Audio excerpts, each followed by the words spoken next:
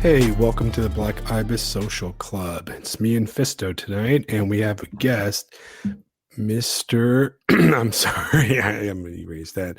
We have a guest tonight, Mark McGrath, and Mark is basically a strategic advisor to leaders across industries. He's a partner at AGLX North America, co-creator and co-host of the No Way Out podcast, and author of The World of Reorientation and Contraframe.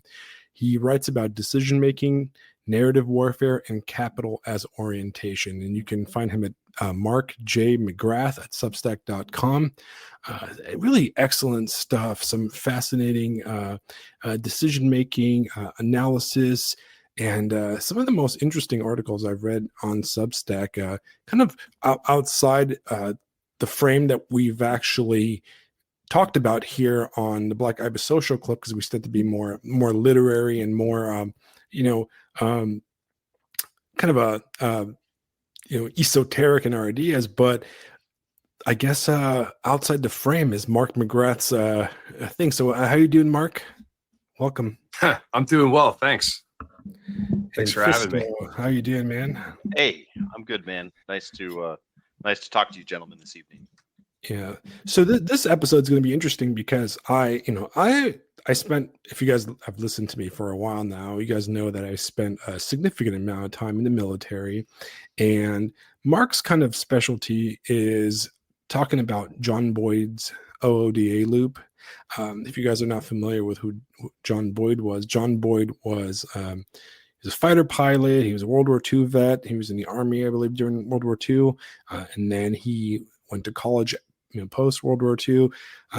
Got commissioned as an Air Force officer, and he flew planes for a bit, flew fighter planes. But his main, what he's known for is coming up with strategic concepts and working on, I believe, the F-15 project, a development project. Am I right, Mark? Yep. So far, so good. And if he did a lot more. Like, you can spend, there's probably books on him, and it's fascinating stuff. He was instrumental in the Desert War kind of strategy. I think was it Dick Cheney or Donald Rumsfeld or something got him on board that. Cheney got him on board that, right? Yeah, totally. And his OODA loop is basically a strategic kind of tool set for approaching problems that can be applied not just to dogfights and fighter pilots or fighter plane design, but business, legal, law in court, sports, in the courtroom, art. sports, art, or anything. Anywhere humans make decisions. Exactly. So it's very interesting. I am not in any way, shape, or an expert on it. So I'm going to have a million questions for Mark. I'm going to have him introduce everything. So I'm very thankful for him on here, because this is the kind of stuff that I think that we can talk about this, the John Boyd and his ideas, and apply them to our current world situation, how we approach the different the kind of and I love what you call them, the guardians of decay, basically. And we'll go into that a bit, because that's probably my favorite thing out of everything you've been writing, because I've seen the guardians of decay almost every day, both in my professional life and my personal life, and absolutely during the whole COVID kind of crisis. And it's very interesting how to approach that kind of situation. But Mark, if you want to introduce yourself a little bit better than I can, please feel free to right now.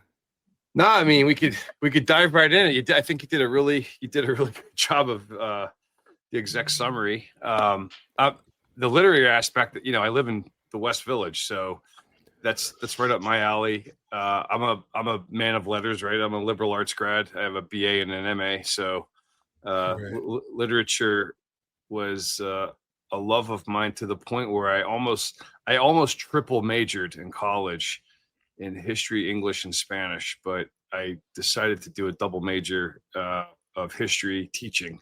So it's basically two history majors is what I left college with, which I could have left whatever I wanted with because I was in ROTC, so I knew what I was doing when I graduated. So I thought to myself, well, I better study something that I love and enjoy. So, but it was all around, the liberal arts, not. I think my math classes were logic and computer science. Right. Because I dumped calculus, but Right. anyway, but yeah, no, I think that's a pretty good depiction. And yeah, I write 2 Substacks. I have the World of Reorientation, which is I guess is sort of like my main one, and then Contraframe is sort of my side passion project of just sort of making observations of things that are important to me. And if anybody wants to subscribe to that and agree or disagree, that's on them. The World of Reorientation is more along the lines of the concepts that we teach professionally with my collaborative partner, Brian, call sign Ponch Rivera. Ponch and I co-host the No Way Out podcast. And then I started the Whirl, and then he's a co-author, and he jumps in every now and then, and we co-author some stuff. I kind of like to just like explain how your collaborative relationship works. It's kind of like Lennon McCartney, just not as famous, right? But not yet. Yeah, Ponch is we come to the same conclusions from 2 different angles. So as mentioned, my background as a Marine officer, history grad, more philosophy, English, languages, that kind of thing. Whereas Ponch was a naval aviator in fighter jets. So he's more science, engineering, math, neuroscience. But we came to the same conclusion about things. And then we in the collaborative relationship, it's more like, again, I'm still kind of playing this one out, trying to tease it up. But he's like John Lennon, I guess, where he's more brutal realist, tell it how it is. And I'm Paul McCartney. I try to add some melody in it to make it sound charming and accessible to the human mind, to not get too out of hand. But no, we feed off each other very well, and awesome. And it's a lot of fun. Yeah, That's awesome. So for our listeners, if you want to give us a quick rundown of the basics of John Boyd's idea, that the kind of the focus of everything you're working on, which is how do you guys pronounce it properly? Is it ODA or ODA? Uda. Yeah, and if you go on our Substack and we talk, what we talk about is OODA loop sketch, and OODA loop sketch was the only depiction of OODA that John Boyd ever drew, and OODA stands for Observe, Orient, Decide, Act, and the central portion of the sketch is the one's orientation.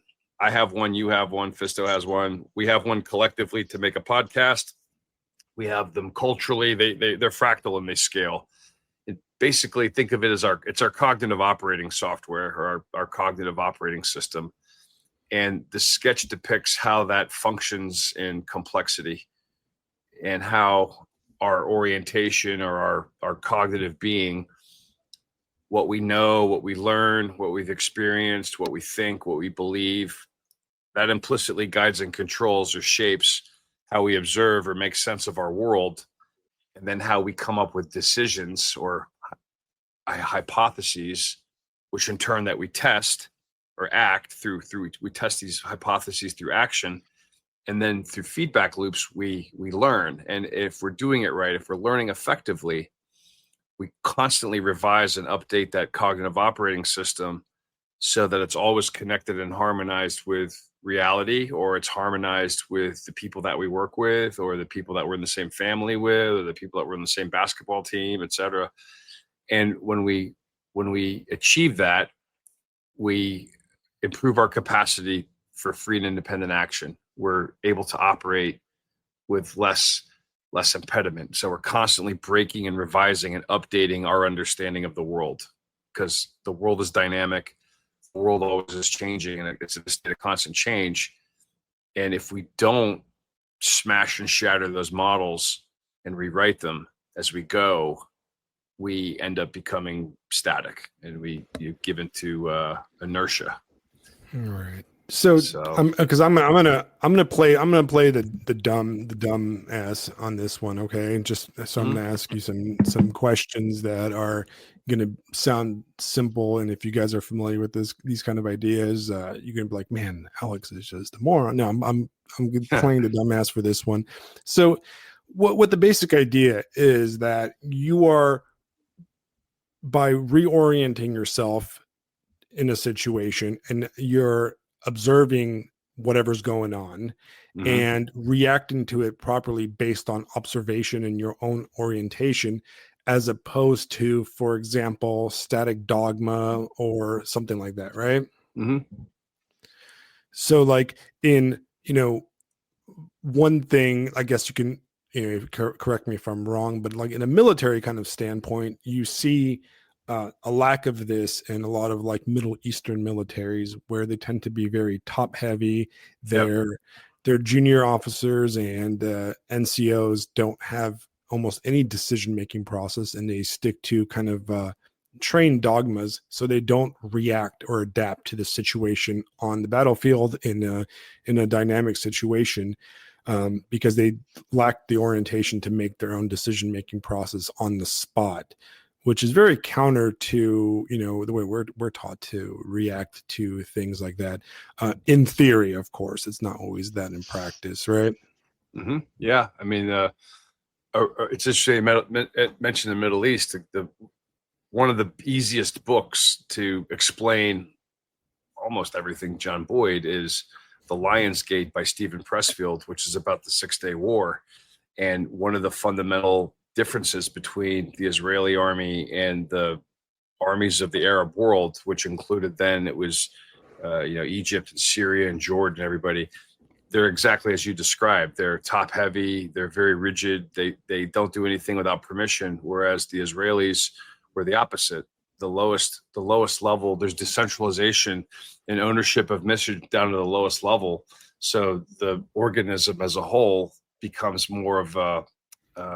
There's a shared consciousness of what has to happen, and everybody owns that, and that speeds things up, and that allows in this case, a military force, it allows them to exploit gaps faster than their opponents. But the same exact concepts apply in basketball. The same exact concepts apply in teaching kids. It's anywhere where humans make decisions, that you're constantly in a state of challenging assumptions as to not ossify with outdated dogma, and you're constantly challenging assumptions, and then you've decentralized everything down to the lowest level in the case of a team, so that everybody's free to act within the construct or the constraints of the belief system or the culture or the team or the army or the Marine Corps or whatever. And then that kind of freedom allows you to act decisively faster than stopping to ask permission. In the case of the Lionsgate, go back to that. The patterns were so rigid, the Israelis knew exactly what to do, and the Egyptians, for example, the Egyptian Air Force, they never knew it hit them. They had no idea. By the time they were processing and making sense of what was actually happening to them, it was already over. So that's what knowledge and understanding of what John Boyd was trying to teach, which ultimately it's far beyond sort of the misapplications of Boyd that are pretty common, as a simple tactical model.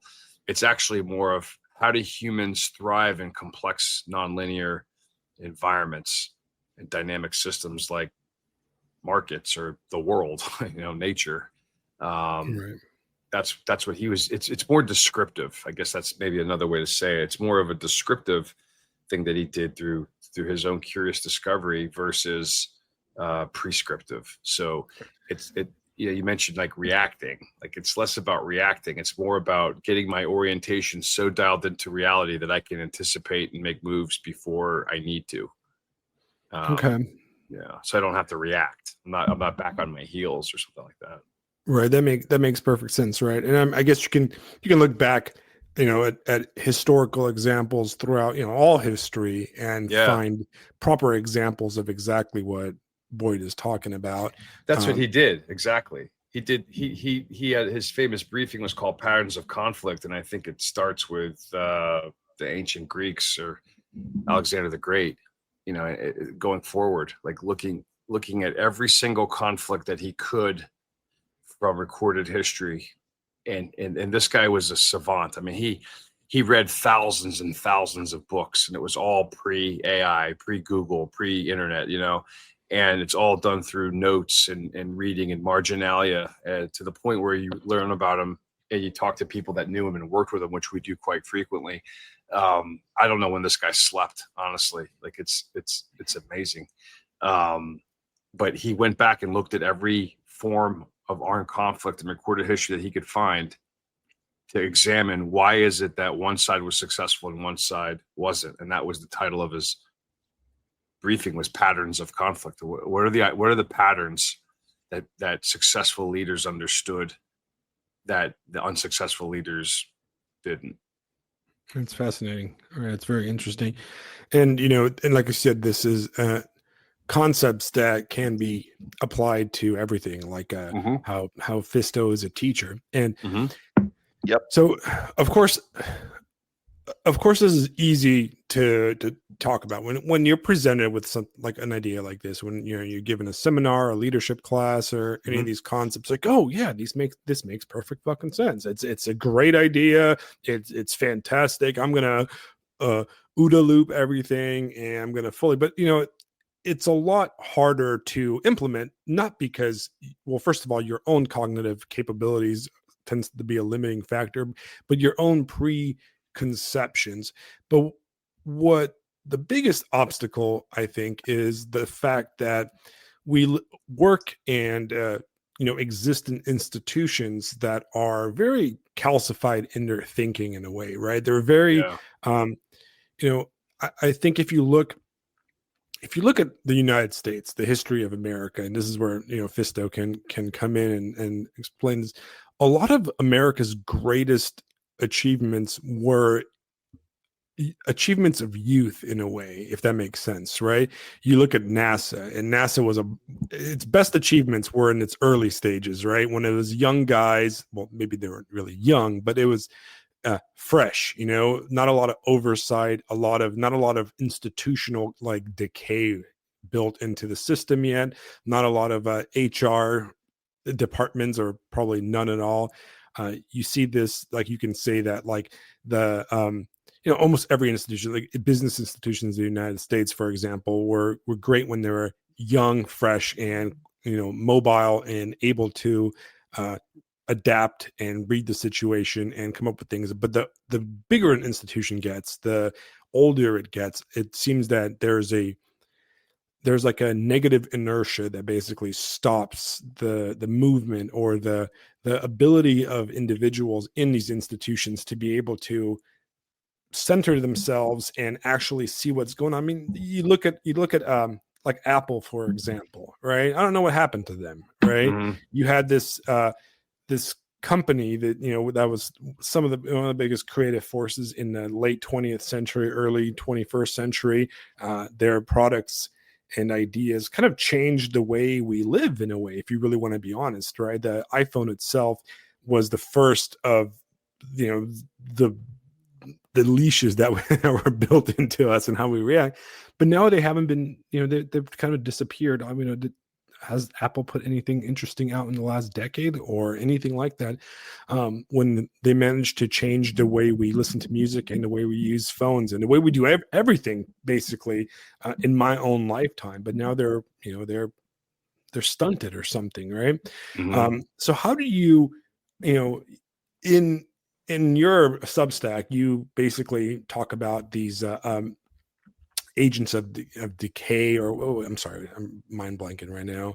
The Guardians of Decay. Guardians of Decay, right? Yeah. Which are very interesting because they you go ahead and explain. I don't want to paraphrase your own writing, so go ahead and explain to us what the Guardians of Decay are.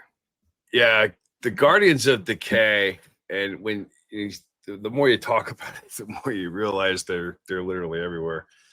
But anybody can be a guardian of decay, wittingly or unwittingly. And basically, these are people that are actively, or, like I said, passively supporting obsolete, outdated systems through their actions. And oftentimes it's going to be, I think, in these credentialed, sort of outdated institutional bureaucracies that are no longer connected to reality.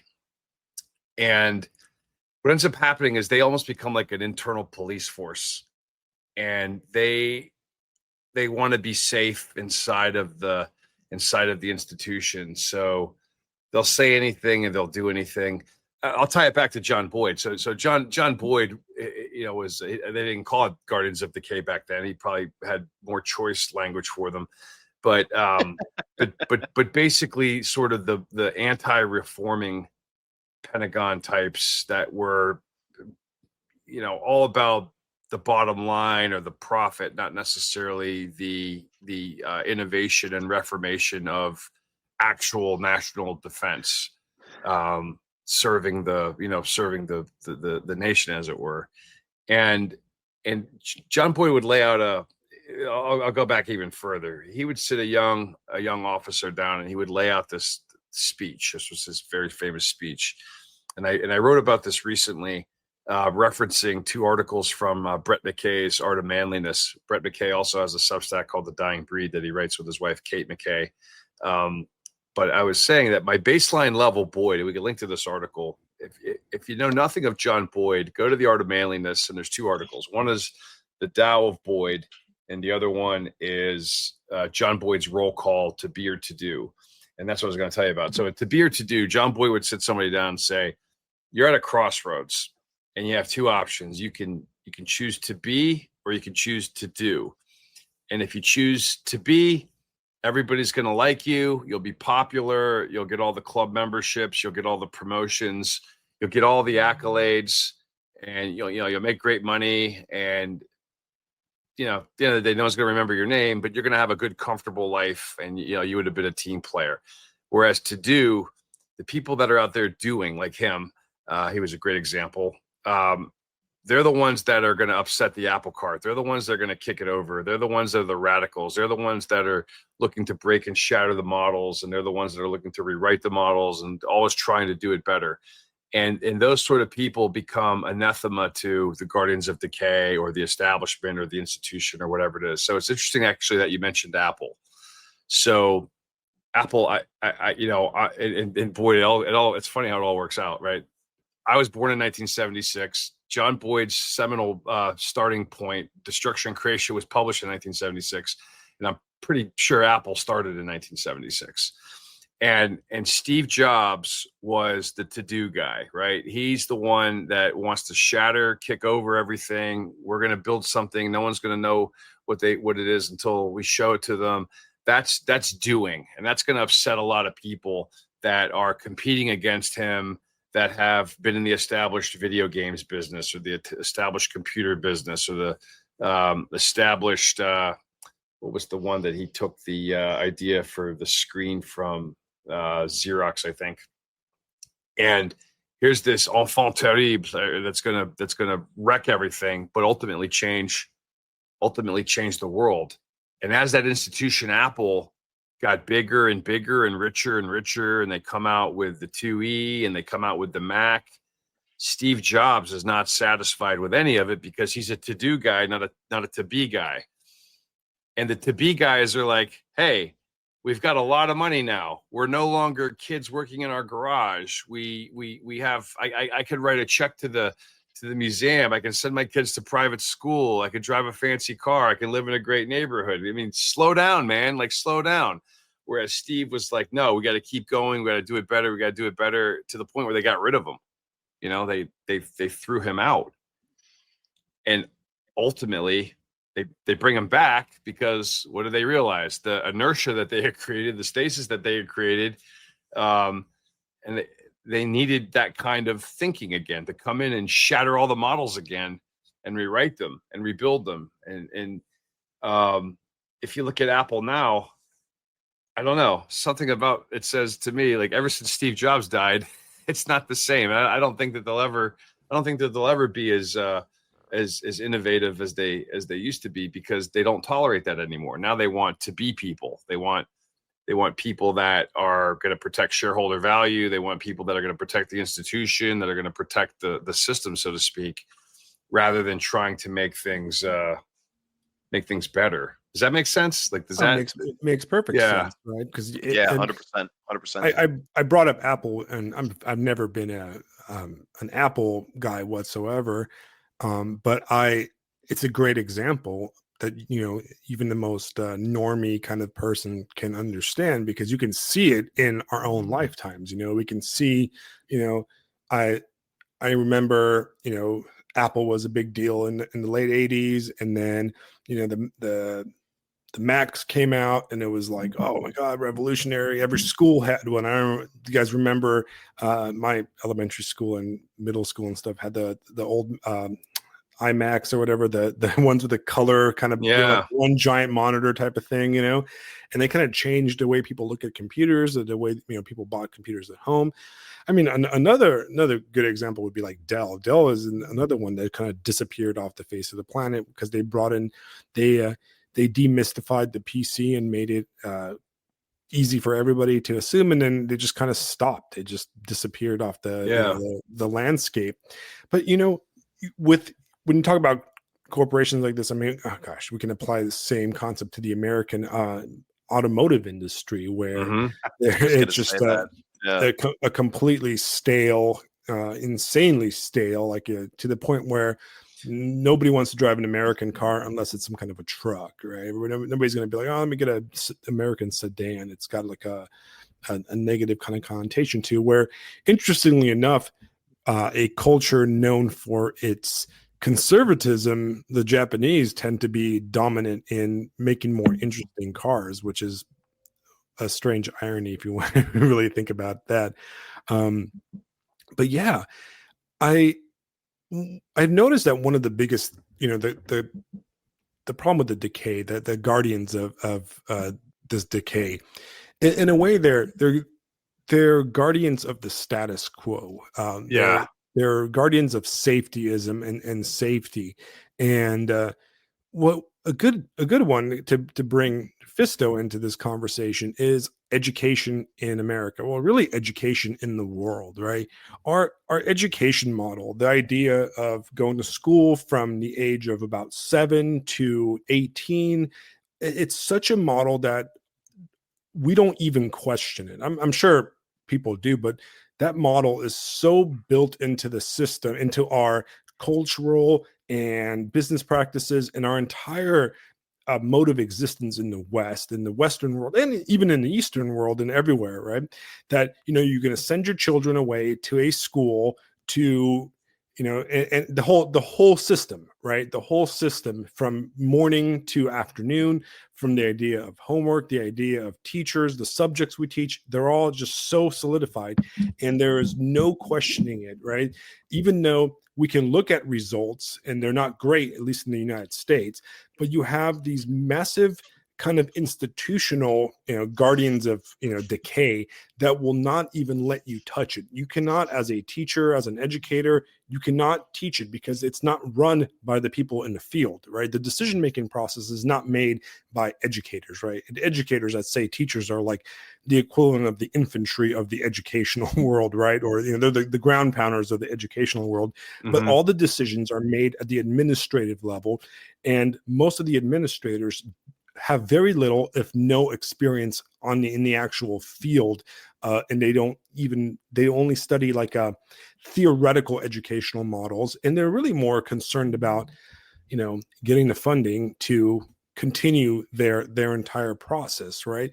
So I can see the ideas of John Boyd applied to the classroom, but I can see the difficulty of coming smack against these these defenders of decay, basically these guardians, both from the administrative standpoint, right, but also from the cultural expectations, right, where we expect our students to be in school from 7 to 3 o'clock. We expect them to come home with this homework or this kind of stuff. We expect our teachers to teach them this, and bucking these trends is very difficult. I've had a lot of very well educated, highly intelligent friends that went into the education market. Not, I guess market is the wrong term for it, but the education world. It should be the term for it. It should be the term for it. I agree. It should be a free market, because if it was a free market, people wouldn't choose to send their kids to those places. There's no option. And then you have the coercive nature of things like truancy laws and stuff. One of the best ones I ever read was Murray Rothbard, that wrote a book called Education Free and Compulsory, and basically was talking about how we adopted the Prussian system of creating factory workers that respond to bells, that respond to orders, that respond to that sort of thing, to basically be, factory fodder, versus the classical education that we had, that say like people like Thomas Jefferson and John Adams and those guys that would write letters to each other in Greek and Latin because they could speak those things, because they were all classically trained. They were across disciplines. I think, we used to say with like the trivium and the quadrivium, we don't teach that anymore. Mm-hmm.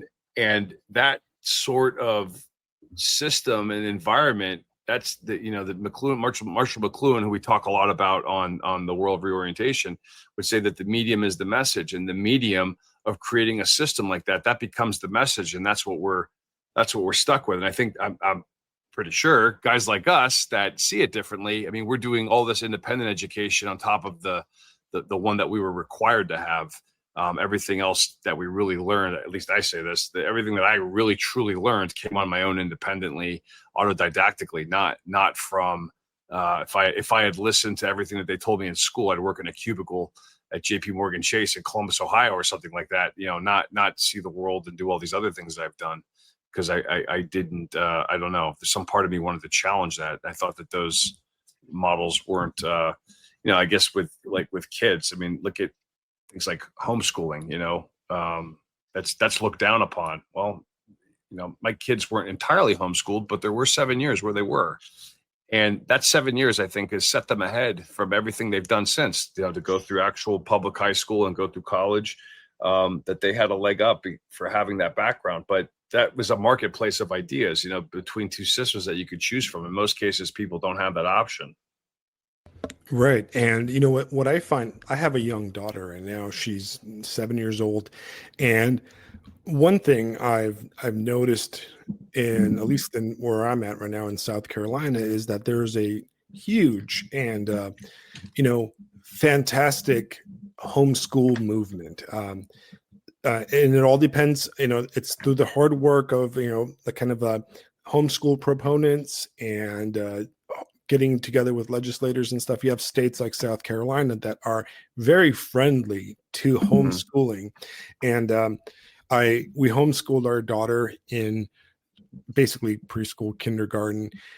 And it's very much you have to orient yourself to, your situation, and you have to orient yourself to the materials you have. And in the case, I say materials, but I mean my daughter herself, right? Like identify her learning patterns and how you can challenge those and where you can challenge those without pushing too hard in certain directions. It's a difficult thing, and I honestly say, and then after that we didn't try, but we sent her to a Montessori school, a private Montessori school, which also challenges a lot of the preconceptions of education, specifically young age education, which is I think the idea is very fascinating. It didn't work as well in practice, basically the way it was done. But she's actually entering second grade now, and she's reading novels.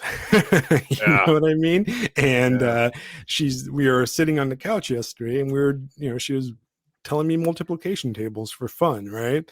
And that's something that I think your average kid going into second grade in public education is not capable of doing that. I mean, I went to public high school, and there was guys that could not read a novel like the ones she's reading, in high school, let alone in second grade. And I'm not saying that my daughter is, in any way gifted or special, besides having my great genes. But do you ever see Captain Fantastic?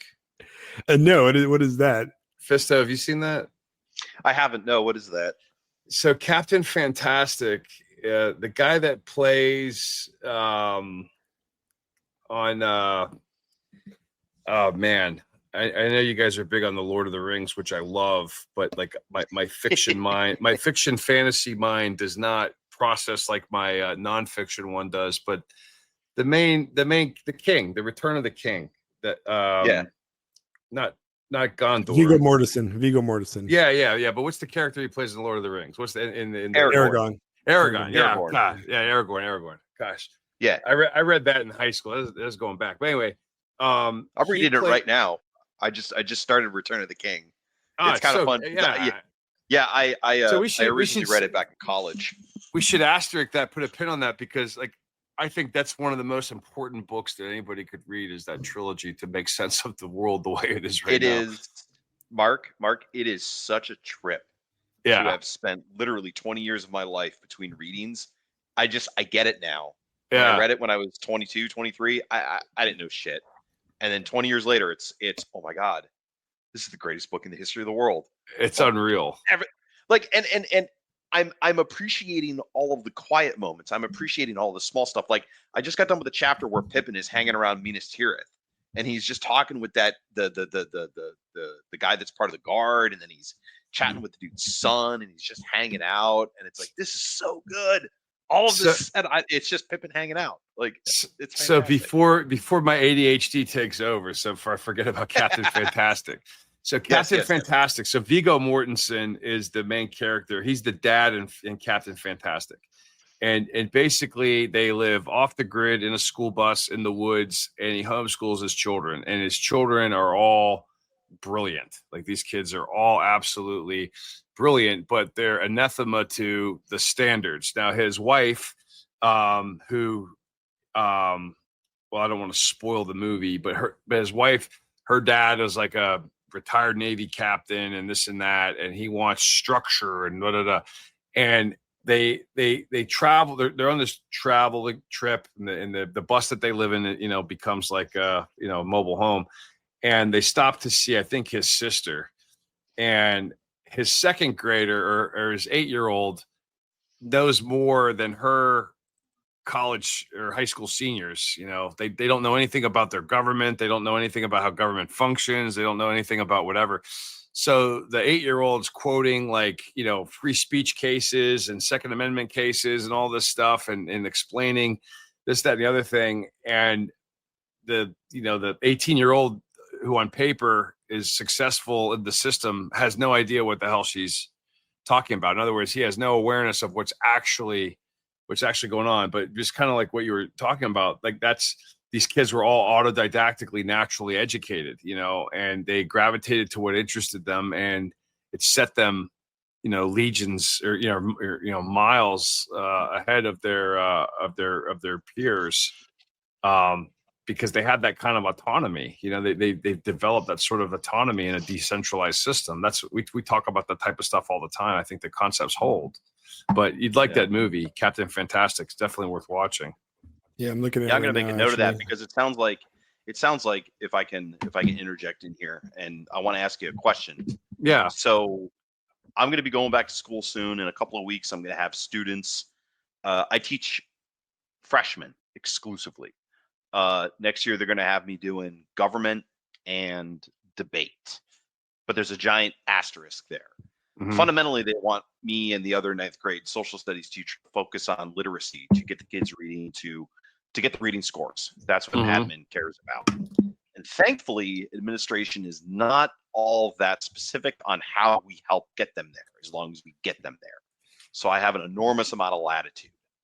The kids are going to be coming in from middle school. They're going to be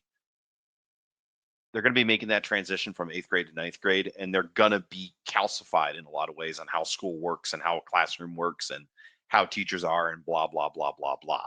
Yeah. So I want your opinion. How do I bet?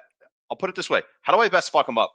How do I best get in their face and just listen, guys, welcome to something different. Welcome to something better. Welcome to something, that is going to be what we're talking about here. How do I crack them open and show them the John Boydie goodness What do you think? Well, yeah, what a great what a great easy question. Yeah, nothing easy about that. I mean, so think of it this way: these kids' orientations, they're overridden by devices, right? So Mm. McLuhan said that all medium or technology environment are extensions of some human function, and the electronic devices, electronic information, that's an extension of our central nervous system. So that's what you're up against from the very beginning, right?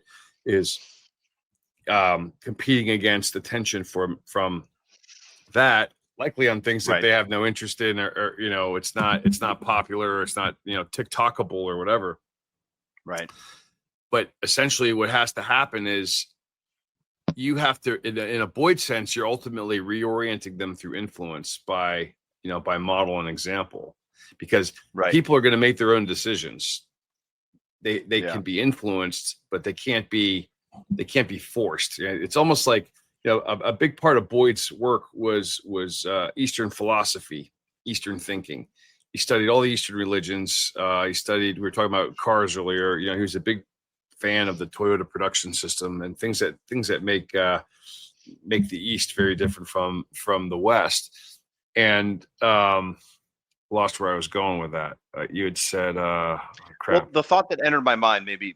I was saying flow over force. Like when you allow things to flow, when you allow things to flow versus force, then generally if they're open to it, then they'll make the right, they'll come to the right conclusions, or they'll come to the right decisions without having it forced upon them. I find that anything that was forced upon me, I'm a lot less open to the things that I was allowed to flow and come to my own conclusions, which I don't know, maybe it's just because of my age, but I feel like I was pretty fortunate. My dad was an officer in the Army, so we lived all over the world. And then when I went to high school, I went to a pretty regimented and strict all boys Catholic high school. And one of the best pieces of advice I ever got was, McGrath, all you did was rebel. I think you need to only look at service academies to straighten you out, or you need to go to a Jesuit school on ROTC, because the Jesuits will allow you to think independently like you like to think, versus the structured, rigid discipline that we've tried to ingrain in you, or force on you. And the Jesuits have a historical system of learning. Now, I'm not talking about the modern, political implications of Jesuits. I'm talking about, the ideal of a Jesuit education. It's one where you're in pursuit of truth, and you're trying to find, they would say finding God, but finding truth in all things, in all disciplines. So there were a lot of Jesuits early on that were mathematicians and physicists and, physicians. The Jesuits invented seismology. Something like half the craters on the moon are named after Jesuit astronomers, and there was free and open inquiry that was permitted, and that type of learning, I think, is what's lost in even in Jesuit schools, because the Jesuit schools, they're resting on their laurels, I think, in a lot of ways, but that system, I think it's tapping into, basically, humanity and exploration and discovery by starting with the question why, not being told how to do something, but learning purpose and learning reason, and that sort of thing. Even engineers, where I went to college, even engineers had to take literature, and they had to take philosophy, they had to take theology. They had to be well-rounded. They couldn't just be limited to engineering. I think what I'm going to try this year. So, I haven't been doing high school teaching for a long time. I was a career changer. Last year was a bit of a revelation. Alex knows, but we've talked on this podcast a bit. I had some very open-ended midterms and some very open finals where it was primarily a creative endeavor to see what the kids could make out of the topics, out of the subjects. Basically, I took all of the history and all of the stuff that we did, and then I had them study our class as like a new human culture that had never been studied before. So I got kind of like meta with it, right? All right, go ahead. I got an idea now for you. So I gave them the freedom to explore it in whatever direction they needed to go. They just needed to make sure that they kept me clued into whatever the hell it is they were doing, right? So it was real non-specific as to how. This year with the government and debate thing, I think I have an advantage because I'm also the debate coach at the school, and that allows me a certain latitude when it comes to topics and when it comes to discussion. I know one of my favorite things kids say in the first week is, "You can't say that." I'm be like, "I just did. Deal with it." Like, and just showing them that, like, you can say whatever you want. I don't care. Like, let's get at it. Like, what spicy takes do you have? Let's go. Like, Yeah. the way I am on Substack, like, they're never gonna find out about any of that. But I'm gonna be like, guys, like, the things I say, like, you guys don't even know. And I do that on purpose because then I'm well prepared for whatever it is that they're going to be doing. So I'm thinking about it like I need to come up with a question that they're going to try to maybe answer, or a couple questions that they're going to try to answer by the end of the year. Give them the final at the beginning of the year and make it really like in the spirit of free inquiry. And then that's going to be what they have to learn how to do by the end of the year in order to succeed in the task. I don't know. I'm just talking out of my butt. Look at City. But yeah, what do you think? City as Classroom by Marshall McLuhan and his son Eric McLuhan. City as Classroom. Okay. Yeah. So I'm a big Marshall McLuhan devotee after Boyd, and I study one of my theories and theses that it's reflected in my work and writing, is the combination of both is actually a very powerful approach to looking at things. They were both multidisciplinary. Their thinking evolved, and they complement each other. They complement each other very well, and it only applies where humans are present. So Boyd and McLuhan go very well together. But McLuhan, he's like Boyd. He's reduced. Boyd's reduced to that guy from OODA Loop, whereas McLuhan is reduced to he's the one that said the medium is the message. Yes, and there's a lot of other stuff that you've left on. There's so much more about. Yeah, it's like if you're a teacher, right? Like all we know about Patrick Henry is that he said, "Give me liberty or give me death," but that's it. But when you actually go and you read the stuff that he wrote, it's unbelievable to the point where you're convinced that the guy had access to time travel and was in 2025, and he went back to warn everybody, "Hey, guess what's going to happen? We don't want to do this." But anyway, McLuhan City as Classroom, it's basically using your environment as a teaching mechanism, and it's things that are real to them and things that they would see. Living in Manhattan, I feel like I live in a classroom because all the theories of Boyd and McLuhan and others, they're on display everywhere, and all you have to do is just walk out the door. All I have to do is walk out my apartment. It's literally all day long. It's just learning all day long. That came with. For me, I had at some point, I guess I had some breakage in my mind where whatever they were forcing upon me, I was going to do what I needed to do to get the grades or whatever, or graduate. But I knew it was fake, or I knew it wasn't real, or it wasn't the best, real. Yeah, or the best interest of humanity. Yeah. Hey guys, give me 1 second. I got to step away for that moment. Like I mentioned, I'll be right back. We'll continue. But this is good stuff, Mark. Thank you. Yeah. All right. So I'll actually kind of comment on that too. So I moved to the United States from Eastern Europe when I was a little kid, and I was fortunate, I guess, that I went to first grade in Eastern Europe, in Bucharest, Romania, and I got to see first grade as a Eastern European at the end of the Eastern Bloc, and I got to see. That was probably the biggest culture shock for me was school, because in 1991 when I went to first grade, it was still pretty much the old communist model. They didn't adopt any new Western kind of ideas yet, and my grandmother was a teacher, so she taught me. She basically homeschooled me before I went to first grade, and I had a pretty in-depth understanding of everything. But one thing that shocked me, and I guess it shocked my parents too, is how less rigorous education in the United States was.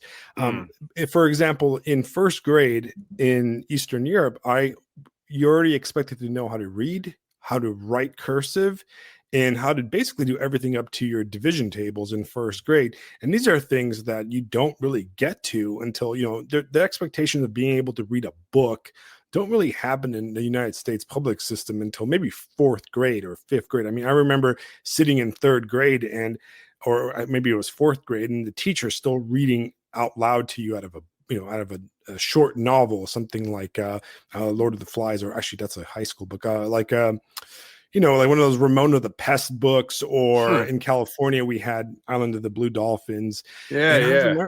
I remember going like, man, what the fuck? Like, why are you reading me this book? I can just read it in like a few days if you just give it to me, just give me the damn book so I can read it, Yeah. And I noticed that the biggest fear I've had as a parent, and some of the biggest feelings I had, was how bored I was in school. Not Yeah. so much because it was a rigid thinking. It's like the American education system is afraid of rigid thinking, so Yeah. they dissolved education and have adopted a rigid dogma of non-thinking, in a way where Yeah. it's not hard and difficult. It doesn't challenge anybody, but you can't question this lack of challenge in a way. I like that description. That's an interesting way to look at it. Rigid, non-thinking. Right. It's this whole thing of like, oh, we're not going to put any boundaries, and that's our boundaries. Like in this space, we are just chaotic lack of boundaries, and by the time you reach high school, you can't fix that, because I believe that children do need guidance. They need some level of boundaries or direction. I mean, for example, my middle school, and I went to a pretty snazzy, high achieving middle school. It had mandatory 1 year of typing. Okay. And it was the most boring class ever. Right. And I don't think you can make typing fun. Right. You can't really make it fun. Right. And it was dull, and it was not very fun, but you had to do it, and we had to pass it.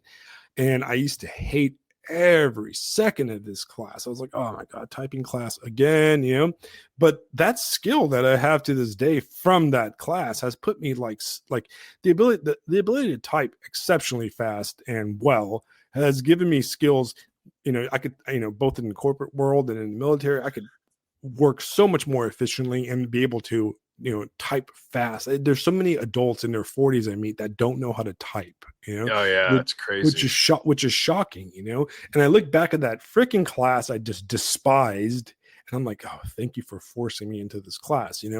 So I always kind of like debate, like, where do I push my daughter, in what direction, where I make her do certain things, and then where do I follow her? And it's kind of a balance where I think you kind of have to almost apply the OODA loop, right? Where you're like, okay, this is what I'm working with, and she's into this, so I'm going to put my eggs in this basket, or I'm going to adjust towards this.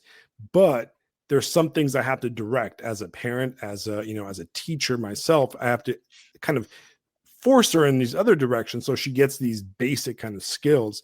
And I think that is very student specific. And I came to think, like, what is the ideal educational model, right? What is the ideal model? Well, I think you're right. The ideal model is what Thomas Jefferson had, what wealthy nobility had in past centuries, where they had dedicated tutors working with them one-on-one, or in very small groups, like a brother-sister kind of group. And you could bring in the math expert, or the philosophy expert, to sit there and teach them, and kind of like the governesses that taught the girls and that type of thing. Unfortunately, we can't replicate that model in our public school, because, well, there's 100 students per teacher and that type of thing, and not all of them can afford it or be able to. But there's inside the system itself, there's such a resistance to that idea, or the idea of any alternative model, that they actively try to stop you from doing anything along those lines. And that's the guardians of decay right there. Right. Right. Yeah. And they actively hurt your children. Yeah. I was thinking about this, and we live in a Substack world, and a big conversation in the Substack world is like publishing, right? Publishing, literary publishing. You said you're from New York, you live in New York, you live in the hub of, international publishing. And that is an industry that is stuck in in ancient models, in a way, right? Yeah. And there seems to be like I've gotten into arguments with people in the independent publishing world, right? And they're constantly reinventing the same thing that's already been done. You know, they're like, oh, we're going to start an independent magazine. Well, dude, why? Why are you starting a magazine? You know what I mean? Like, why are you going to replicate the exact same thing that no longer works, right? Nobody reads magazines. So why are you doing a magazine? You know what I mean? Like you see these guys and they're like kickstarting and they're starting these and they're doing the same exact models for fiction or, you know, nonfiction, short article writing that, you know, the industry has done for the last 100 years, which is like this submission process. And, you know, and it's like, dude, that doesn't work. If it worked, it would have continued to work right now. You're just doing the same thing. You're inventing the cell phone again, but with a different color. You're not inventing, you know what I mean? You're not actually reinventing the cell phone in the same way Apple revolutionized the cell phone in the 2000s, right? You're just recycling the same idea. And it's very interesting how calcified a lot of people's thinking are, right? I mean, the industry of the literary industry is filled with guardians of decay, right? Yeah. I mean, agents, for example, are absolutely the most, you know, they're like the prime example in that industry, you know, where like we're only going to do this. They even have like set rigid rules that they're interested in specifically. It's always about the last batch of successes. It's never about the new stuff. They're never out looking for anything new. They're looking for something that looks just like the previous thing, where they bring in their own personal issues and political ideas into it. But the process itself, it's like, hey man, we live in a world that has completely revolutionized the way we consume media, and you are still, you know, following business practices and models that are identical to, you know, what Ernest Hemingway was experiencing back in the 50s and 60s, dude, you know, and you can't just go back in time. You can't just recreate those elements in today's world, specifically with all the mass communication and you know, the fact is that the medium is completely different, the medium of the world we exist in. And it's shocking to me how outdated so many people's like thinking models are on this type of stuff. I mean, you see it on Substack. Everybody's inventing the new, you know, Paris Review, but now on Substack. It's like, well, it's the same shit, dude. You know, if those guys can't sell, why do you think you can sell? Like every year we have a new review of something, you know, a new model of something, and it's completely not different. I mean, I don't know. What do you think about that? Yeah, there. You know, I think it was a Hugo, like there's nothing more powerful than an idea whose time has come. And I don't remember who it was, and I'm racking my brain right now to think of it. But somebody said the only thing that the close second to that is whatever that idea is replacing. That's the second most powerful thing, because they're going to try to stop. that's what's working overtime to try to stop that idea. And I, for the life of me, I can't remember where I heard that. But someone was saying the only thing more powerful than the idea whose time has come, or the second most powerful thing was the whatever that thing is replacing. And I think that comes down to like the guardians of decay, or sort of holding on to these outdated ideas that you're saying we're just throwing a new coat of paint on it. And that's one of the things that Boyd used to accuse the military of. He said, you know, we learned nothing from Vietnam other than change the names of things and slap a new coat of paint on it and then pretend like it's new. And it's not. It's the same outdated, outmoded thinking. You know, like Hollywood, great example. I mean, Superman's coming out. Somebody said, hey, you gonna go see Superman? I'm like, yeah, I already saw it with Christopher Reeves when I was a kid, and Gene Hackman. And Margot Kidder. Like, I saw it 4 times because there was Superman 1, 2, 3, and 4. 4 was terrible.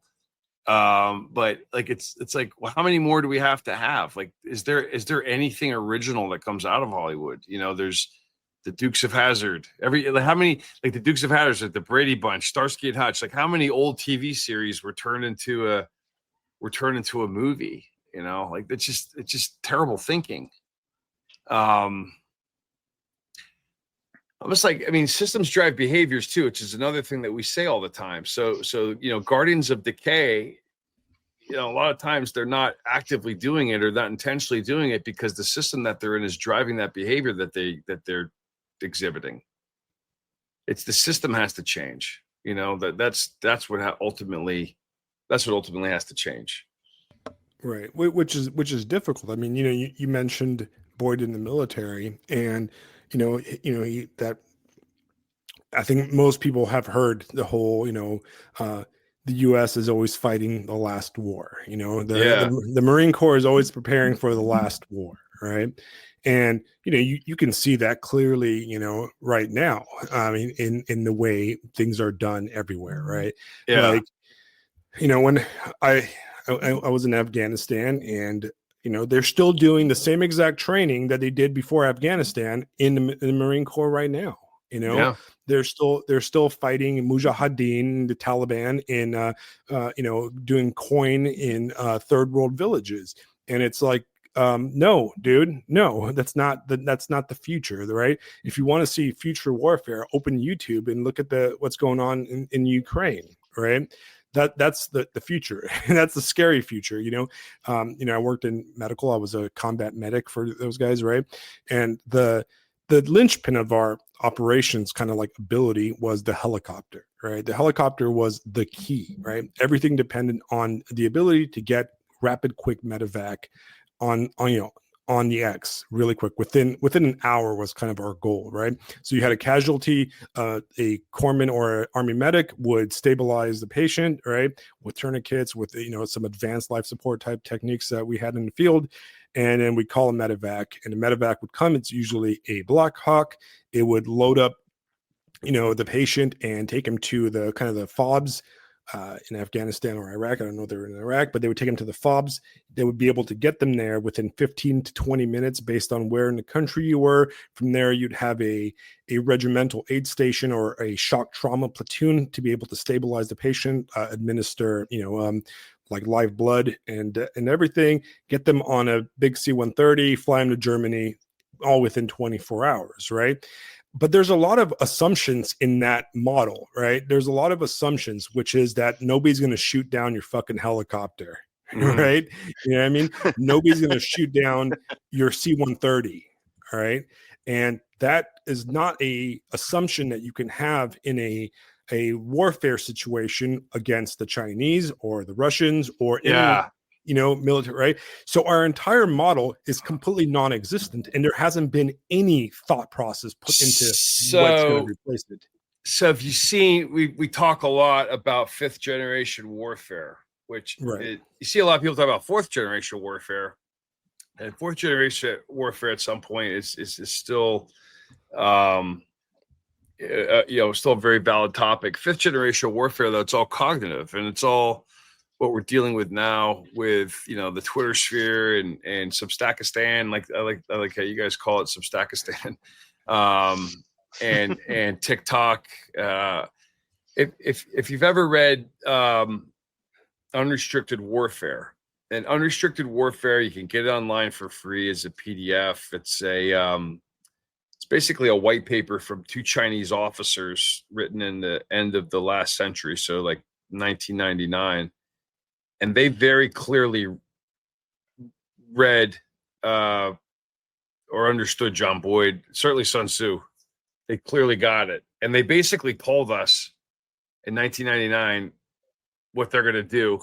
And it's everything that we're seeing happening right now. And it has nothing to do with kinetic warfare, a showdown in the South China Sea, nothing like that. It's all, we're going to subvert them through media. We're going to subvert them through TikTok. We're going to subvert them through lawfare. We're going to subvert them through immigration. We're going to subvert them through currency wars. We're going to subvert them through, fentanyl. It's all written down in Unrestricted Warfare. You could put that in our search engine on the World of Reorientation. We had Bill DeMarco come on and talk about it. The best one is John Robb. John Robb has been talking about this for years. In fact, the book Science, Strategy, and the Art of War, written by Franzo Singa, which is the book about the strategic theory of John Boyd. It's sort of the textbook that I use with clients. I tell them, buy this book and we'll go through this whole thing. he talks about this exact paper in there, Unrestricted Warfare, and they understand Boyd, directly or indirectly. They absolutely understand what Boyd's saying, and they know that the way it always was, or the way it always has been, or the way people expect it to be, is not how it's going to be, and it's going to be completely different. And anyone that's doing traditional thinking in vein of the Guardians of Decay, the Merchants of Certainty is another group that we talk about. And we talk about the Bureau of Illusion.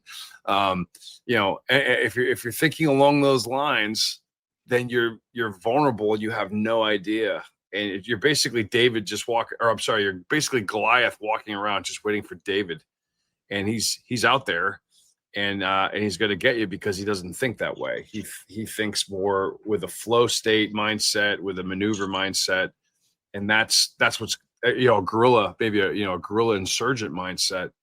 That's what works. Right. Yeah. It seems to me. Go ahead, Fister. Yeah. Yes, it seems to me one thing I need to start thinking about more seriously as a teacher is reading this thing like Unrestricted Warfare and thinking about the classroom, as crazy as this may sound, as a battlefield of fifth dimensional warfare. It totally is. And we're in it right now. Like us doing this right now, we're waging this conversation. Yeah. That's so. It's mind blowing in the it's mind blowing in the liberating way. And I think the pitch to school, and I think the pitch to my colleagues, fighting fifth generation warfare is creating, using the kinds of concepts that we're talking about, is creating fully functional adults. Mm-hmm. It's taking that. You guys were talking about the education of like Thomas Jefferson and John Adams and like those guys, and like that traditional, the education that nobles got, right? It was becoming a functioning person who could lead. Yeah. You've got to create a nobility that can guide through these things and help the rest who are never gonna get it. But you got to take responsibility for people, right? You want to do something, or you want to be somebody. You guys put something up the other day, and I said that sounds like Plinio Correa de Oliveira, didn't I? I think so. Yes. Yeah. So Plinio Correa de Oliveira was a politician in Brazil, and he started what's known as I think they call it tradition, family, and property, and these were basically, they're dismissed as reactionary, right? These were groups that some places they call it Catholic Action, that were basically standing up to revolution. His famous book was called Revolution, Counter-Revolution. And he represented he liked to think that he represented the counter-revolution. But one of the things, I know what it was. We were talking about like the nobility, or like the pseudo nobility, that he called them toads. It was the difference between, say Archduke Franz Ferdinand versus Jimmy Fallon. Like Jimmy Fallon is nobility in the United States. Why? I don't know. But like that kind of pseudo nobility is what he would call in those books toads. And he talks about it. Kind of ties into a lot of the themes that Tolkien and C.S. Lewis and others were talking about, how there are these like catastrophic assaults, these destructive assaults against civilization. I guess, of course, as they would define civilization, would be Western, Christendom. That there would be these just, diabolical assaults, and it was the French Revolution and the Communist Revolution and that sort of thing, that were like seemingly out of nowhere, and all of a sudden trying to to basically turn order into chaos. And out of that emerged a pseudo nobility, because the nobility, as was known for thousands of years, was basically being wiped out. And it's great. I mean, it's just one of those other things. We're talking about basically having a liberal, well-rounded education, right? And I say liberal with a small L. I don't mean in the leftist political sense, but I mean in like the open inquiry sense. It really is an interesting point to think about. The way he defined nobility was, I think, at the highest end there were priests, and then there was the the nobility, like knights and knighthood and hereditary lineage, and then there were the people, and the you can get that online for free. Revolution, Counter-Revolution. It's a fascinating book. It's very small. But what's interesting is that the attacks on quote unquote society or civilization now, like they're actually the weakest. But I think it was like T.S. Eliot that said Western civilization will die with a whimper. That's Right. just Yeah, people are this is just the way so the world ends. like people are just so indifferent. They don't even Mark, care. Mark, it's funny that you're talking about this because it's reminding me of we did a movie episode not too long ago, under the Silver Lake. Alex will love this, but Under the Silver Lake, it talking about Jimmy Fallon and the media and these things. The movie essentially makes an argument, and I think Alex, correct me if I'm wrong, but it's essentially making the argument that Hollywood is the pagan popular religion of the United States. So all of these celebrities and all of these people, these are the priesthood, these are the nobility, and these are the things that are driving us in this particular way. And it strikes me that using all of those things and thinking about the world in a fifth generation way, the Chinese are essentially just supercharging our guardians of decay and letting it work itself out as it must. Yeah. It's just they know yikes. that people will listen to, because people want to be like Jimmy Fallon, or people want to be close to that, or they want to, they want to have status, or they want to have I gotta wonder if there's like a Chinese guy sitting over there looking at this Colbert thing going, oh no, this is a successful counterattack. Like all these guys losing their jobs and all these guys getting cleaned out, and it's like I don't know. I'm just talking out of my Well, that's an interesting thought. Yeah. So I actually have a thought real fast, kind of along those lines, right? And I'll tie it in with our kind of boomer conversation real quick, right? Oh, here so we go. one of no, we're not gonna be mean to the boomers, right? We like the boomers now. No, I'm just joking. No, they're all right. It's fine. One of the things that I think, in my opinion, if I would like you to teach one thing to young people, right? If I could get one idea across, and I try this, when I interact with younger adults, is that our mindset, our zeitgeist, right, is very much stuck still in the late 90s. For some reason, we are stuck in the late 90s. America is the tip of the world, the greatest place in the world, right? Stuck in the matrix. The big L liberals, right, spend a lot of time in my childhood and in my educational age deconstructing that concept, right, of making us the bad guys, deconstructing, right? But even under the deconstruction of the progressive kind of educational environment, the assumption is always that America was the top, right? Mm-hmm. The deconstruction cannot exist without America being on top, or the Western world being on top. So that assumption is very much built in. If I could get you to teach one thing to young people, is they need to look at the world how it is today, not how it was in the 90s or the 2000s, right? They need to be able to drop the notions of the past and the assumptions of the past and look at the world how it truly is, because you cannot adapt and you cannot center yourself until you fully realize where we really are. I had this conversation. It's a kind of a conversation I've had in the last few years. It's a repeated conversation. Okay. And it was with a friend of mine, and he is an ex-military guy. He's a badass dude. He makes my time in the military look like a walk in the park. This guy was a recon guy. He was a badass. He spent 20 years like doing recon stuff and going on missions that we can't even talk about, but his brain is like stuck in 1999 or 2002, like America. And we had this conversation about, Europe, and it's like, well, Europe kind of sucks and blah, blah, blah. And if you should just go live in Eastern Europe, blah, blah, and all this stuff, and to him, Eastern Europe is basically 1983 Eastern Europe. It's the Soviet era, no, nothing on the shelves, nothing like that. And I go, well, actually, dude, because we have freedom in America. I'm like, but dude, I can't even buy a pack of fucking cigarettes and smoke it with my coffee, right? How much freedom do I have? Like I can't open a business, right? They can open businesses in Eastern Europe. They can buy cigarettes at the store in Eastern Europe. You can't even do that here, right? And you know what Eastern Europe is? It's safe.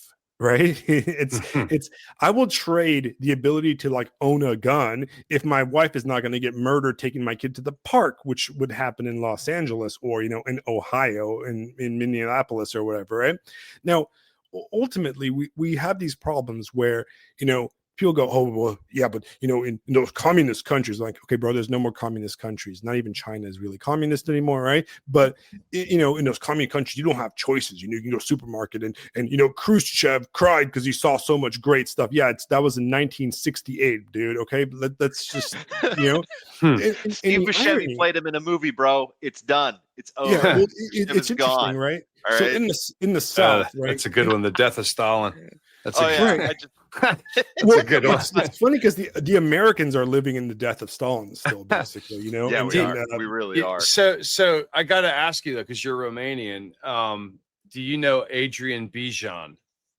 The name sounds familiar. Remind me real quick. So he's a Romanian. He's not American. Physicist and mechanical engineer, and he's a professor at Duke. And he was one of our earliest guests on No Way Out. And he's known for developing constructal law, which is sort of a unifying principle that talks about how systems evolve through flow, whether it's like a river or a lung or corporations, like blood throws, water throws through a river, blood throws through your veins, people flow through a city, information flowing through society. That right. Everywhere there's design, and it's governed by the need to move for the flow to continue. And I highly recommend his work. I can't recommend it enough. And he intentionally wrote books that were designed for me, right? A liberal arts guy, to understand, entropy from a mechanical engineering. Like the names of the books, they're over on a shelf. I can't think of them right now, but he was on the Romanian national basketball team. And one of the things that he says on the show is really interesting. I said, it's like episode, I don't know, like in our first 25 episodes, maybe. He said something like, what was crazy about the news in Romania, or when we would travel to other countries to play, whether it was Bulgaria or wherever, to play basketball, what was crazy was this, the news was all official and from the government, and it would, and I'm paraphrasing this from my memory, so I'm not, don't take this as a direct quote. You can go back and look at the episode, but he said something along the lines of the difference between us and Americans is that we knew our news was fake. we knew what the communist news was telling us we all knew it was garbage. Right? We knew it was just fake and concocted, versus America, in a free country, everybody believes it's true. Everybody was believing what they heard on the news. They actually, or they heard their government say they believed it was true, whereas we didn't. It just, when you said that, it reminded me of what also too, though, that the fact that his constructal law, I think, is also pertinent to a lot of the things that we're talking about, because what guardians of decay are the opposite of constructal law, right? They don't want flow. They don't want things to flow through. They don't want information to flow. They don't want people to flow. They want control. They want force. That's so interesting. You said that he said that. I might have been familiar with him through your show. My dad, who passed away 20 something years ago now, he always used to say, he was a guy.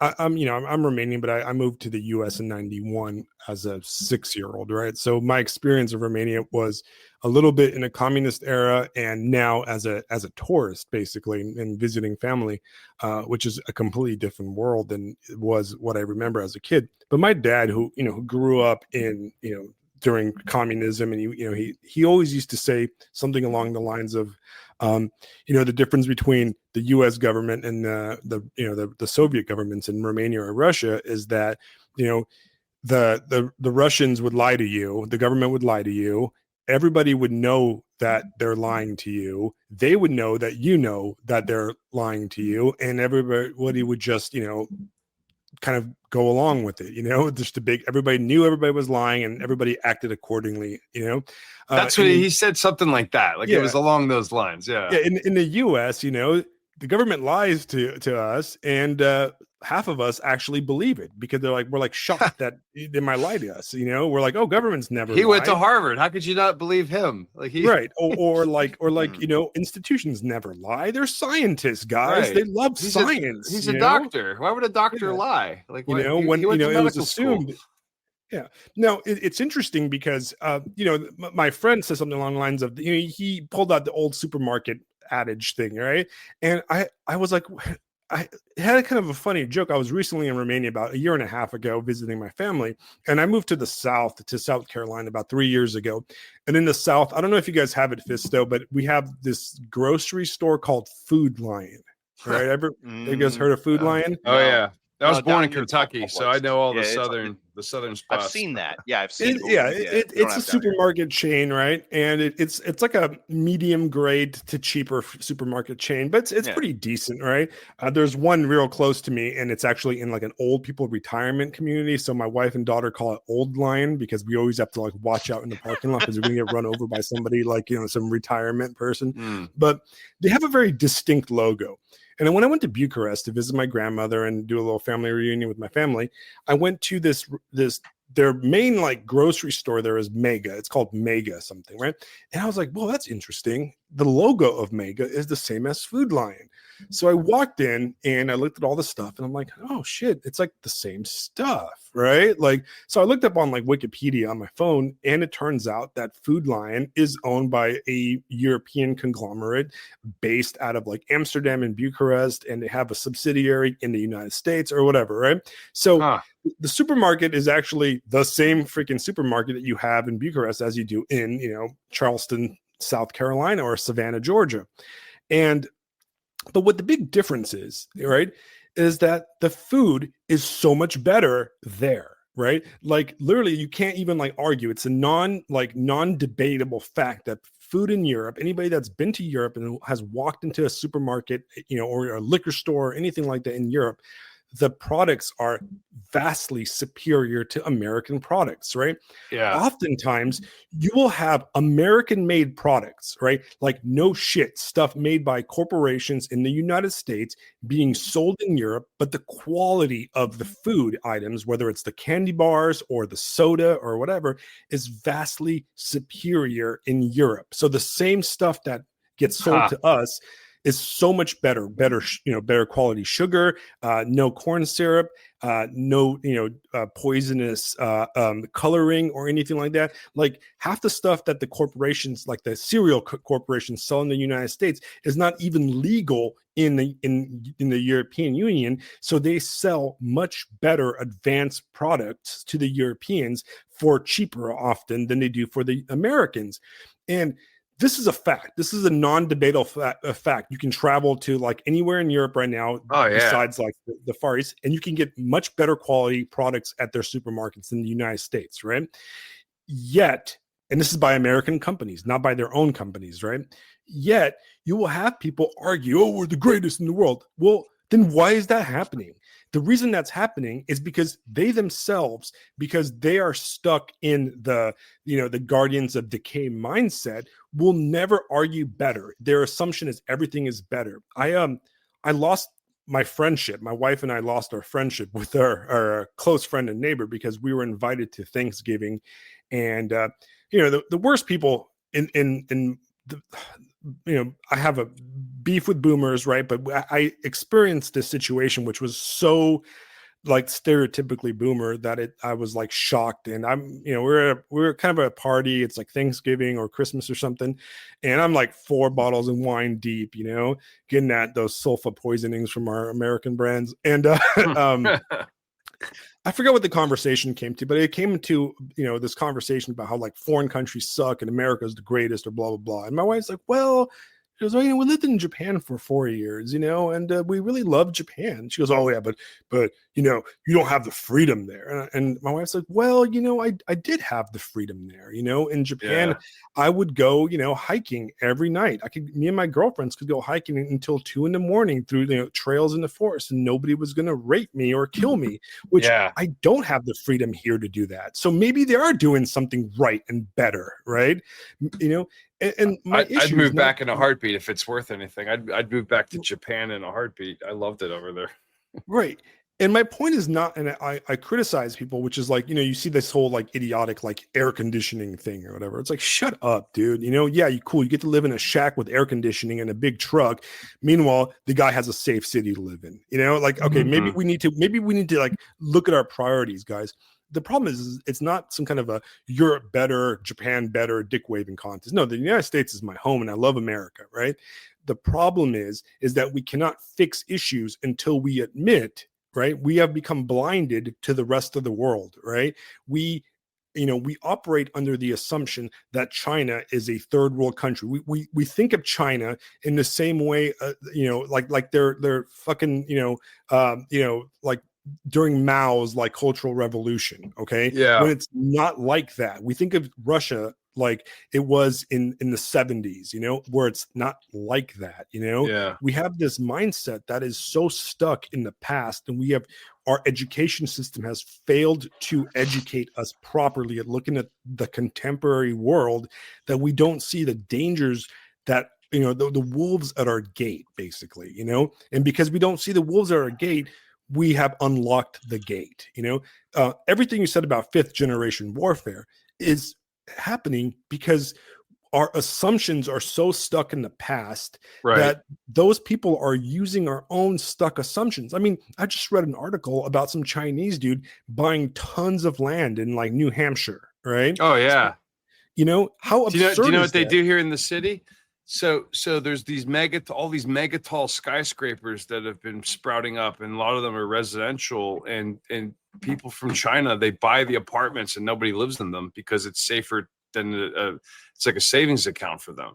And it drives up the real estate price. So as they're buying land, they're buying lots of property, and it's smart because it's a great investment, and the price is only the value only goes up.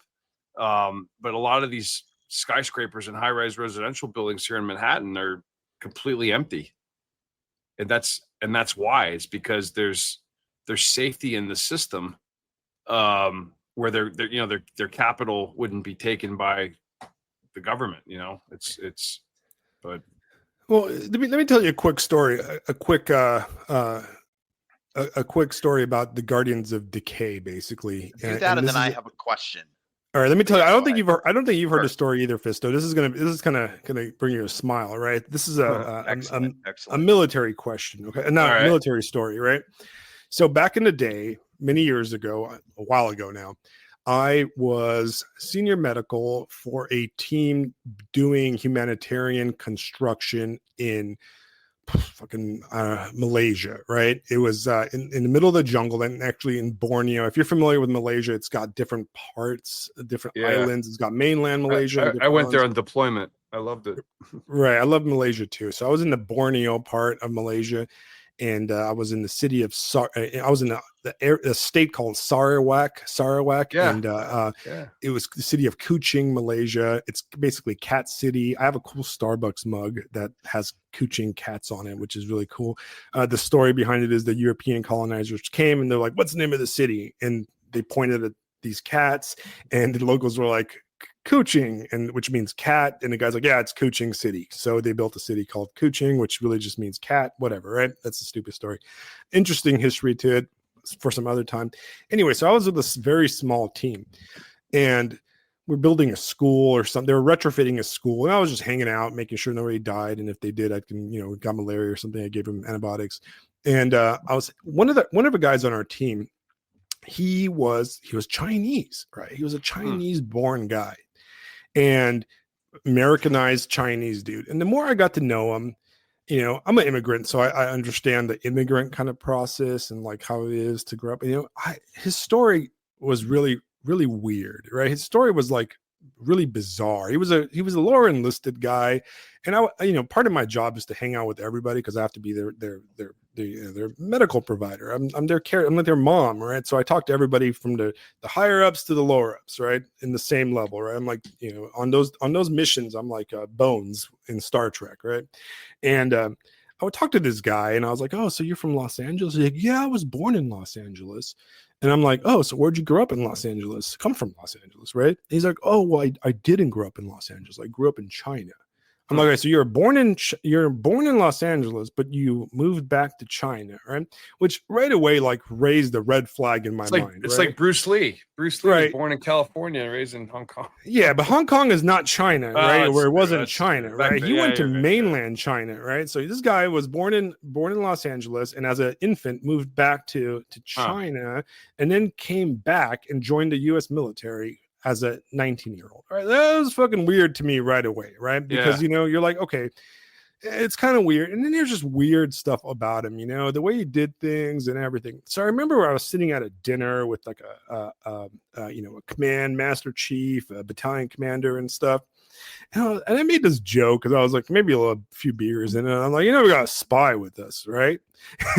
And I'm like, this guy knows everything about China. Like he knows all the Chinese restaurants and gets us like first class service everywhere we go. Like, there's just something weird about this dude, right? I go, and his story doesn't match. Like who's born like in Los Angeles but goes back and lives in China his entire life and then comes back and joins the military? That's just a weird story, right? It doesn't really match your American immigrant story, right? So I made a joke about it, and they actually gave me shit, right? They were like, no, blah, blah, you're like, they like accused me of being a racist, basically, right?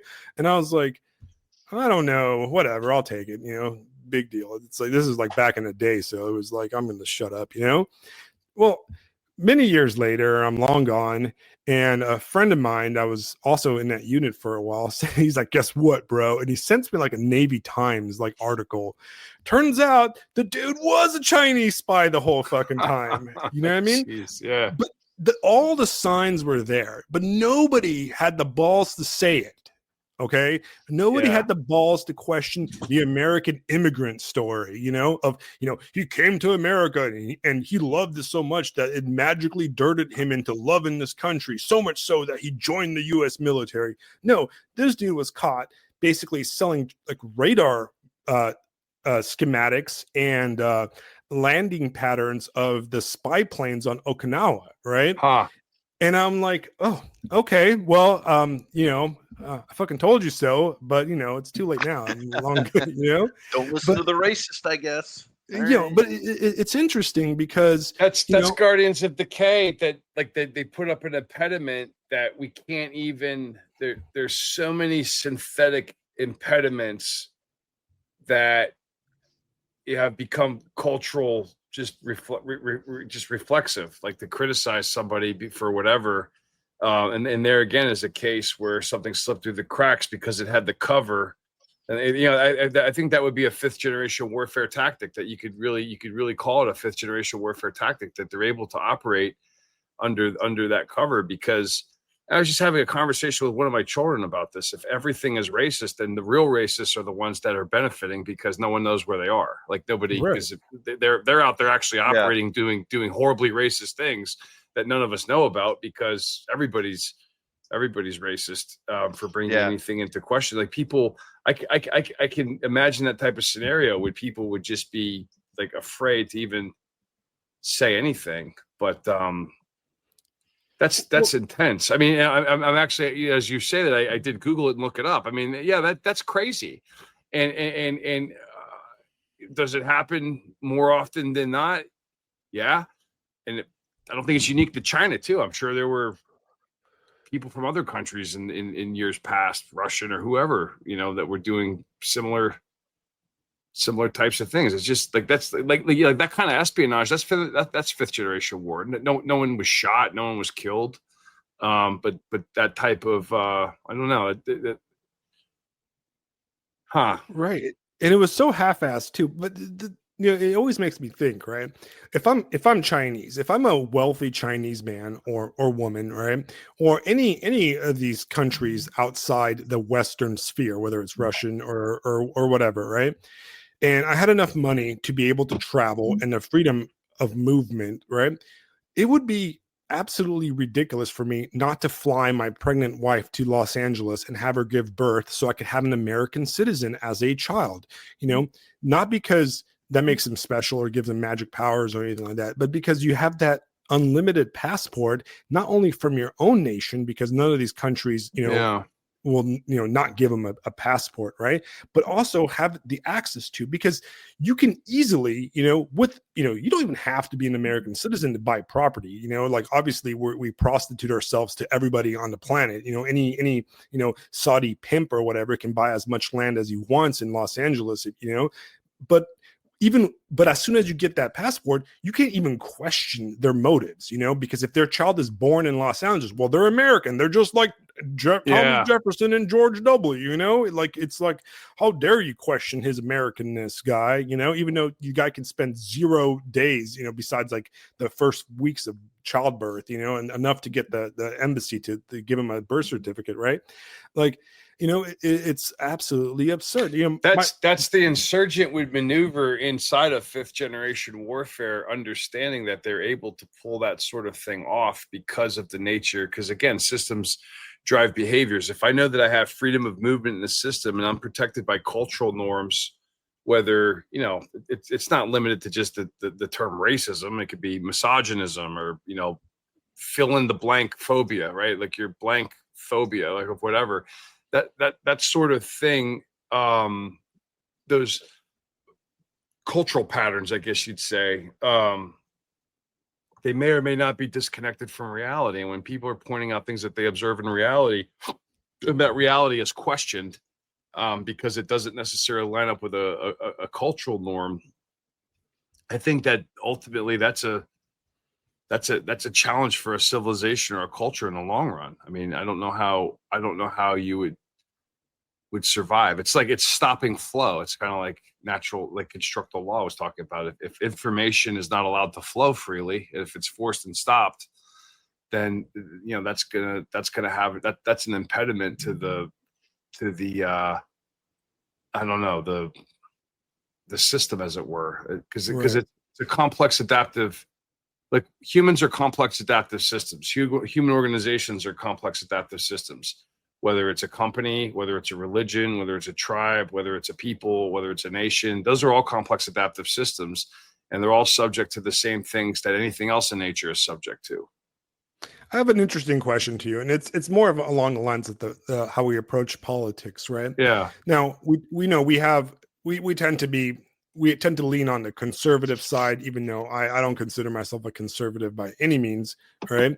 But there on the right, in the conservative kind of mindset, there is the left, the progressive left, tends to be very against the Constitution and the ideas of the Constitution, or at least the practical applications of the Constitution, unless it suits them. And then they're all about adapting it, and then they'll completely react differently and use it, or try to erase it when it doesn't suit them. And they're very fluid with how they adapt the Constitution, as opposed to the conservative side, which tends to be very solidified in their thought process of the Constitution. Now, future-wise, with situations like 5th generation warfare, the rise of superpowers, and the rise of the ability, stuff like being able to come over and have your kid in Los Angeles, and now is an American that can buy everything and run for office, even though they're technically raised in a hostile environment,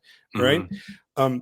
Is our Constitution still suitable, or is it too old, or is it or do we need to kind of look on the right at different ways of looking at it and how we approach it, and I'm not saying the fundamental basic rights of the Constitution, but our application of it, basically. Wow. Yeah. It's I think that things that are true are always true. And other things are left, other things evolve.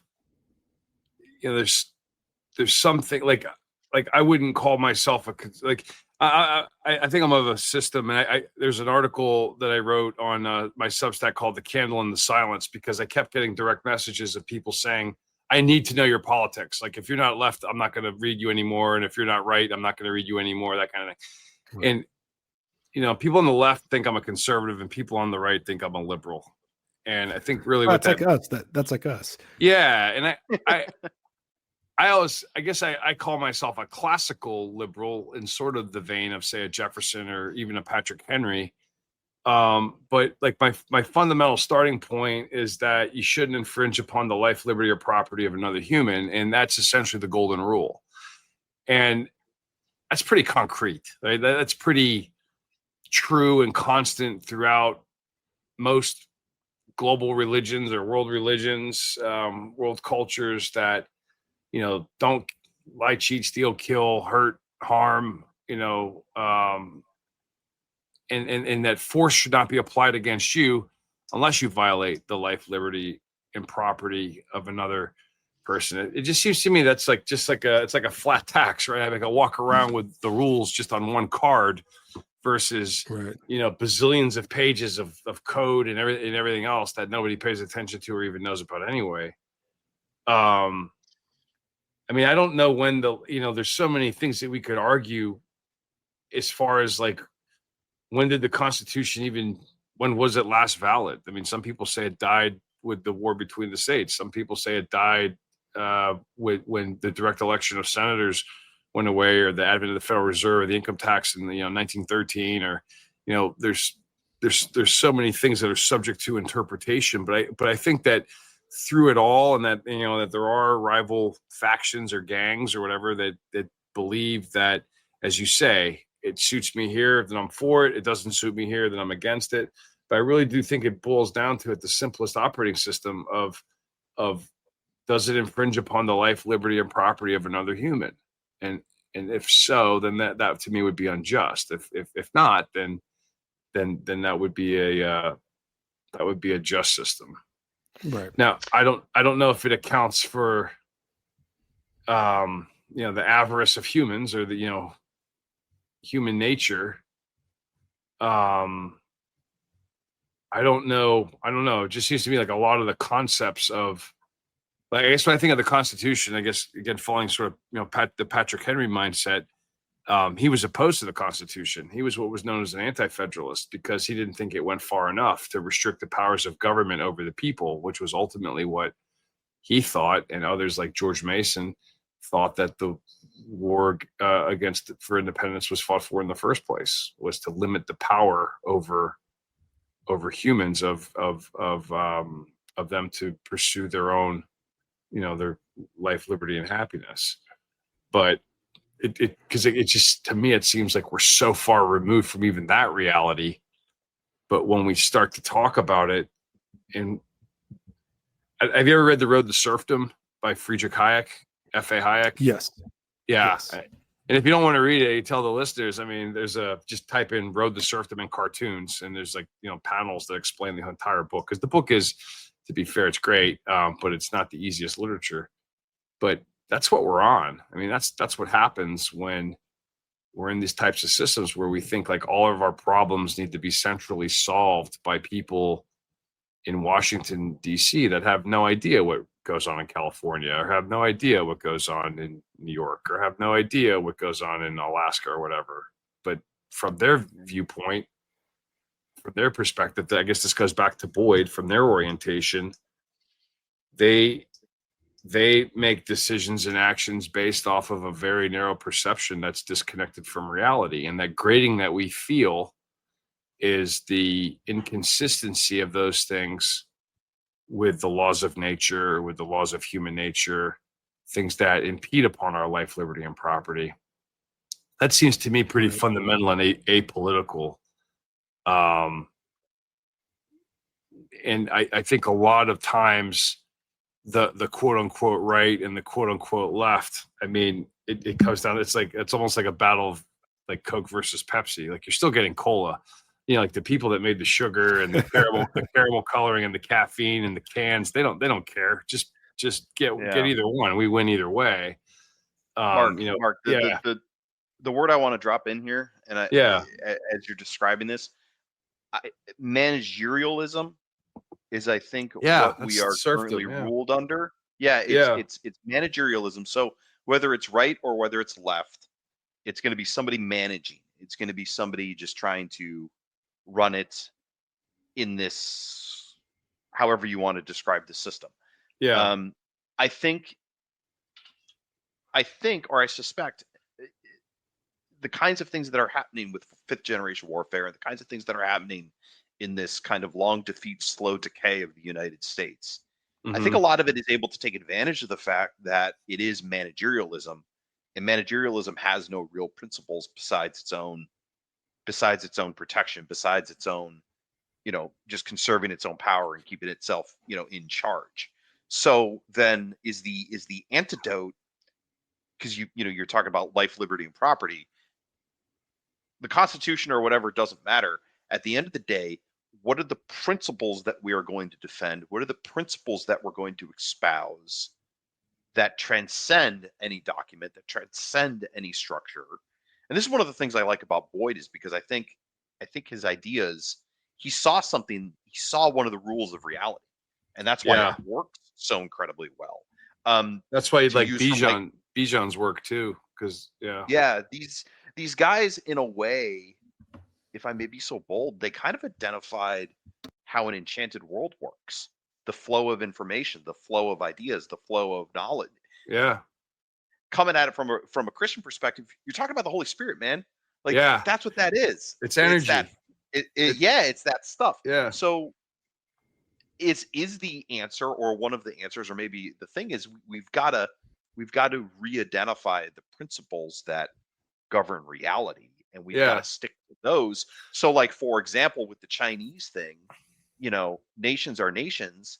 Hey, you're Chinese, you can't join the military. Sorry. No. The answer is no. And because we have a value that no, members of the nation join the military. Like, think about it on the flip side. I come from Puritan English people. I'm not going to China, and they're not letting me in the military. They're just not. Right. They won't let you be a citizen.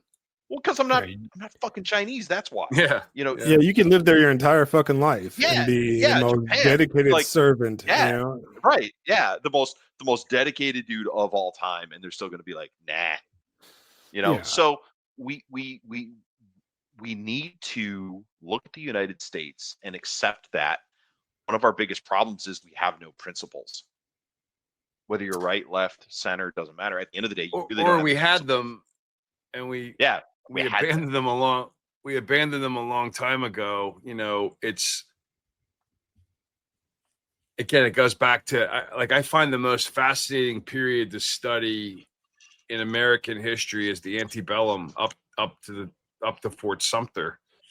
Yeah, because if you understand the old republic and what was at stake, you would realize that the reason the war occurred had nothing to do with what we're told. Nothing at all. No, absolutely nothing at all. And I always tell people, just read Lincoln's first inaugural address. Don't, it's not a conspiracy theory. Just take him at his own words and read it.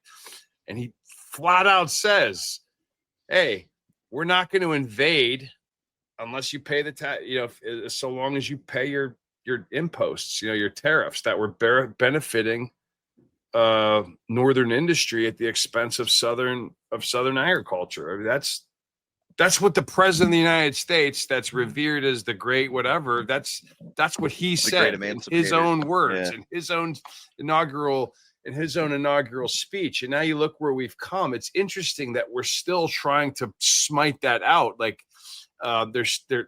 was just in the last however many years, they want to tear down statues of everybody that had anything to do with it because they're racist or they were slave owners or whatever. But when you realize that slaves were on, first of all, having grown up in both places and having a lot of experience throughout my life, I've always thought the North is a lot more racist than the South. living in the South, I thought it was a lot less racist than living in the North. That's just my own personal experience. But and it's not that there weren't shitty things, because segregation is shitty, sure. and those things are horrific, and right. Things like the Ku Klux Klan. But guess what? That happened in New Jersey too, and that happened in Pennsylvania too, and that's not unique to the South. Like racism is not some monopoly in the South. And then the deeper that you dig, the deeper that you dig on these things, you really start to realize, okay, well, that's the narrative, the myth. Like what actually was at stake. And I think it always comes down to some group wanted something, another group didn't want to give them, and they were one of our previous guests, Jason McGinty, made a link that blew my mind earlier today. He said a lot of people think that the United States didn't have a French Revolution style thing, French Revolution style revolution, because it actually happened slower. The amount of time it took surprised us. And he said the French, they did it all at once and they were insane. It was They just went right at it. Yeah. Yeah, they just went hard. And he says if you pause and look at the American Revolution and then conclude that the French American Revolution style, it didn't end until the end of Reconstruction. That's when the revolution was actually completed. I was like, "Holy shit, man! You just blew my mind." I like that. Tell me, qualify that more. So, are you saying that Reconstruction was the American Revolution that eradicated what? What did it eradicate? Because the aristocracy. Was going after. Oh, in that respect, yeah. Yeah, it was only in the South though, because the Morgans were still intact and the Rockefellers were still intact, and you know that But like I think of, but they were the ones that were intact. Like it's perhaps in a way it's I may not be explaining it well, but perhaps in a way it's that nobility, that managerial nobility, defeated the old school landed, attached to nature, attached to reality, attached to the land. It's the triumph of industry over not industry. I think I don't know. McGinty and a lot of people that are very into Southern history, they look at the South as an extension of the land aristocracy of old Europe, right? And that's what I mean. The Civil War can be seen as the end of the land-based, earth-based, material aristocracy in America. And replaced by the industrial aristocracy, which is what technically grew. What we live in under now. We've lived under the industrial aristocracy since really. Yeah, that started though over in Europe though, because like the industrial age. I don't know what you guys think of this, but like the Treaty of Westphalia, the Peace of Westphalia, was the creation of the state. I remember what book I was reading. I think it was Diplomacy by Henry Kissinger. I was reading my first go around the grad school. I started at one school and I finished at another. But that's, you see a lot of the Westphalian system where the state is born, where it's no longer nobility or it's no longer monarchy, which is basically private ownership or family ownership of a land or a place, where a state separate from divine right monarchy is created. You ever read Hans Hermann Hoppe? You ever heard of him? Yes. Hans Hermann Hoppe, Hoppe. He talks about this quite a bit. And again, these are all radicals, right? I mean, these are like radical ideas to have in a world like we live in, where everybody would think you guys are nuts. But it is worth questioning though, because it is like, where are we and how did we get here? I think a lot of people don't want to come to those realities. Like they don't want to. The reality of technical management. We can draw lines on a map. We can arrange everything. We can impose our will on nature, as opposed to submitting to the natural order as we perceive it. Or, it's what can we build, not how should we then live, based on the reality of the human experience of being a person. Of being communities and families.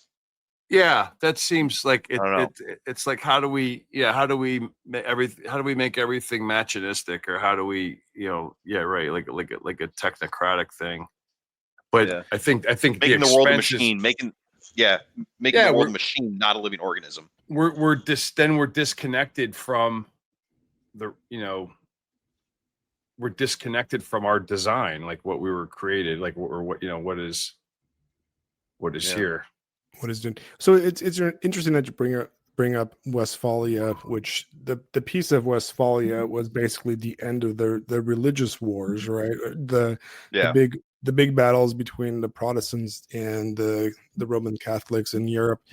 And there's an interesting take that I read maybe a few weeks ago, and I kind of digging deeper into it, which talked about how, the secular age was born in the wars of religion, and how there's a kind of a misunderstanding when it comes in how we look at the wars of religion. And we always look at them as battles between dogma, between the Roman Catholics and the Protestants, et cetera, and et cetera. But what we're really seeing is a battle between the old Christian medieval order and Protestantism as secularism, right? And what they mean by that is that the battles are itself is when you start looking at the 30 Years War, for example, it gets confusing because you're like, okay, this is a war between religions. That's how we're taught. That's kind of the base. I mean, if that is even covered in school, it's not. It's a college level stuff that nobody talks about. No American high school student knows about the 30 Years War, right? But if you look at it, you're like, oh, this is a war, between religious dogma, right? But then it gets confusing because you're like, wait a second. So Catholics are fighting Protestants, but there's also some Catholics on the side of the Protestants, and then there's some Protestants on the side of the other Catholics, right? And what you're starting to see here is that the church itself, the Western Roman Catholic Church, was an entity that was above, and it shared power with the monarchs, right? And it was above the state. It was an entity separate from the state for the most of its history. And during the wars of religion, once people started, having national Protestant churches that were linked in, specifically to their individual monarchs or their individual nations, or the idea of the early nation state, even the Catholic monarchs started doing that, where the Spanish basically subsumed a lot of the Catholic Church under their own kind of control. You had a break from that. They kind of broke the medieval system of a kind of a large body that oversaw the spiritual like problems of the entirety of Europe, and made it very individual and subservient to the individual monarchs, which basically the triumph of that was ultimately at Westphalia, right? Where, the Roman Catholic Church never recovered from that because it never held its political prominence to that level ever again, in the way it held it in the Renaissance, where it was, crowning emperors and everything, right? And it really was the first step toward the nation state itself, is the first step towards secularism. And it's interesting because from that, we see everything up until the present day, where we become more and more secular, and we shed the old medieval kind of mindset, or the responsibilities to other nations and that sort of thing, which is I think it's very interesting to look at it from that perspective. I don't know if you guys ever looked into that. Yeah, I mean, I mean, that's another show. I'd love to talk about it because I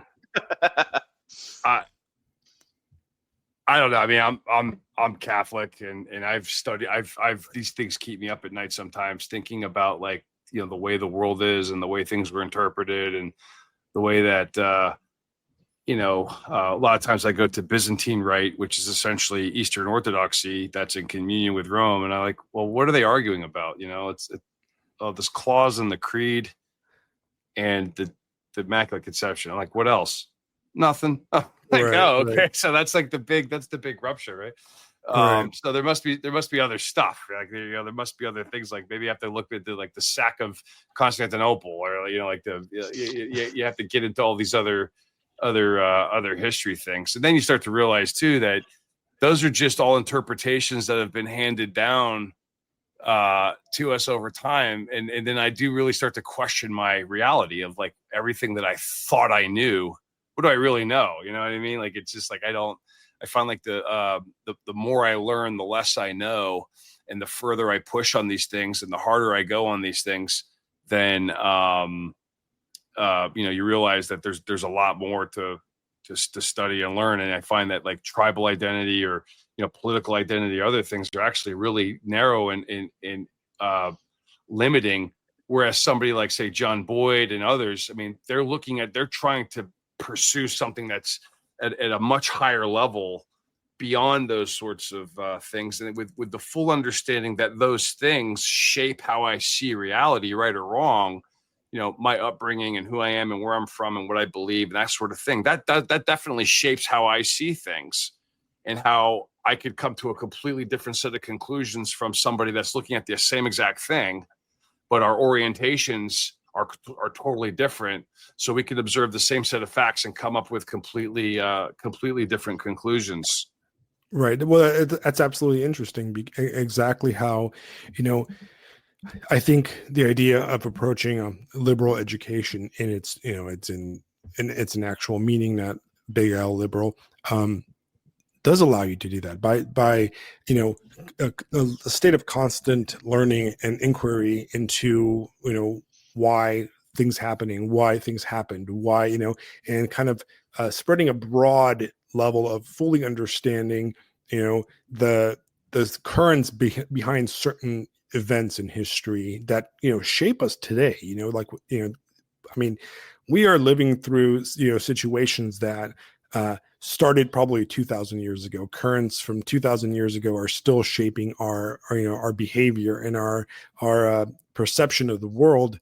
And I find that fascinating. I find the whole concept of centering oneself, orienting yourself to all the information, and adapting and making the right decision based on that. Fascinating. That's why I really enjoy reading your Substack, and I enjoy thinking about these things. Which we can probably talk for about 10 more hours, but we've been going on for over 2 hours now. So I'm gonna let you go, Mark. Yeah.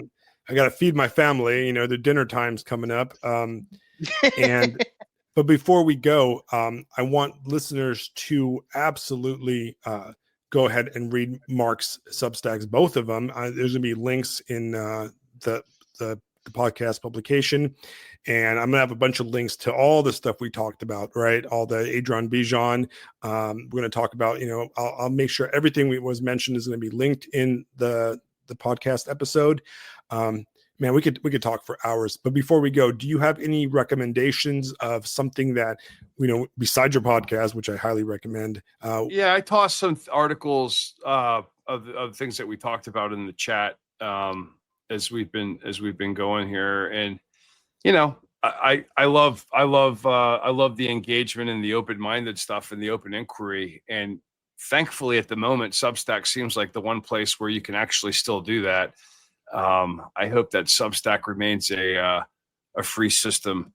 One of my articles on ContraFrame talks about Tron and how I still, after I was 6 years old when I saw it in the theater, I still long for Tron to free the system for the users, so that humanity. Is a deep lore right there. Yeah, well, it's again, it's another one of these predictive prophecy things that have just come to pass as reality continues to unfold before us. But that's I think the other advantage of understanding John Boyd and Marshall McLuhan is having the ability to spot signals that others miss. But that's one thing that I think people would say break the matrix or have Tron free the system. But anyway, no, it's really a pleasure to interact with you guys, and I've enjoyed following along with your stuff, and I appreciate my friend Austin, by the way, who heard this and said, "Hey, dude, I was listening to the Black Ibis podcast, and they had John Carter on, and they quoted you," and I'm like, "You're kidding." Austin Pro, right? Yeah, I think that was it. I love that dude. Yeah, because I think what happened was Chris Bray had restacked my stuff on Guardians of Decay, and here we are. So, I've learned a lot.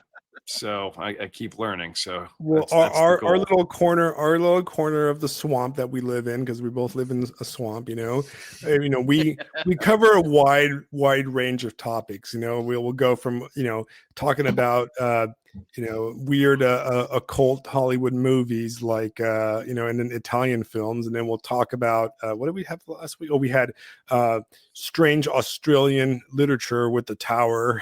Ooh, and we do all kinds of stuff. And it's Jack was such a good time. yeah, Jack That was guy great, right? that guy was We try such to a keep it good very ball. I love him. eclectic, and it's really Yeah. what interests me. Like I tell pretty much every episode, I try to reiterate what we're doing here. The idea of this podcast is that it's a cafe, man. We're all hanging out and we're talking about things that interest us. We're a bunch of middle-aged dudes. We're approaching middle age, at least I am. Yeah. And we're talking about things that we find interesting. And I hope, it's my wish, and I pray that. People listen and they find a topic that interests them and they dig deeper, and I've seen that so far. I've seen people get interested in going to church after listening to our podcast, and I've heard people like read the novels that we recommend or watch the movies that we recommend and get really into them. And I think that's exactly what, in a way, the power of this medium is. Like, one thing I've talked about McLuhan before on this podcast, because I'm actually a big into McLuhan. I know him more than I know Boyd. I love the idea that you can't really beat the cyclone, right? He uses that kind of Edgar Allan Poe kind of analogy story where you have to kind of go through it, and we cannot resist the media. I don't think I'm a believer that you cannot move away in the middle of nowhere and try to rebuild the world in your own kind of image somewhere in the middle of Arkansas or Alabama or anything like that. You can try, but you're not going to really create impact if you do that. You got to stay in Manhattan. You got to stay in the cities. You got to be able to OODA the internet, if that makes sense, right? You have to take it because it's there. It's in your face. You're going to have to adapt to it. Your children are going to be born of it, and you got to deal with it. Game now. Yeah, you can't. Game now. You can't fight the system. You can surf the system. I'll say one last thing. Make sure you go to our podcast. Like, if you just type in the word McLuhan on the World of Reorientation, you'll see quite a bit. But one of the things that you'll see is a podcast that we did with Andrew McLuhan, who's a good friend and collaborator. And Andrew is actually Marshall's grandson. And he is one of the, I'd say, leading custodians of McLuhan's work, but not just to ossify it, but to keep it developed and fresh in mind and advancing. And he has the McLuhan newsletter on Substack, and he'd be a great guest to have on as well. He's a great guy.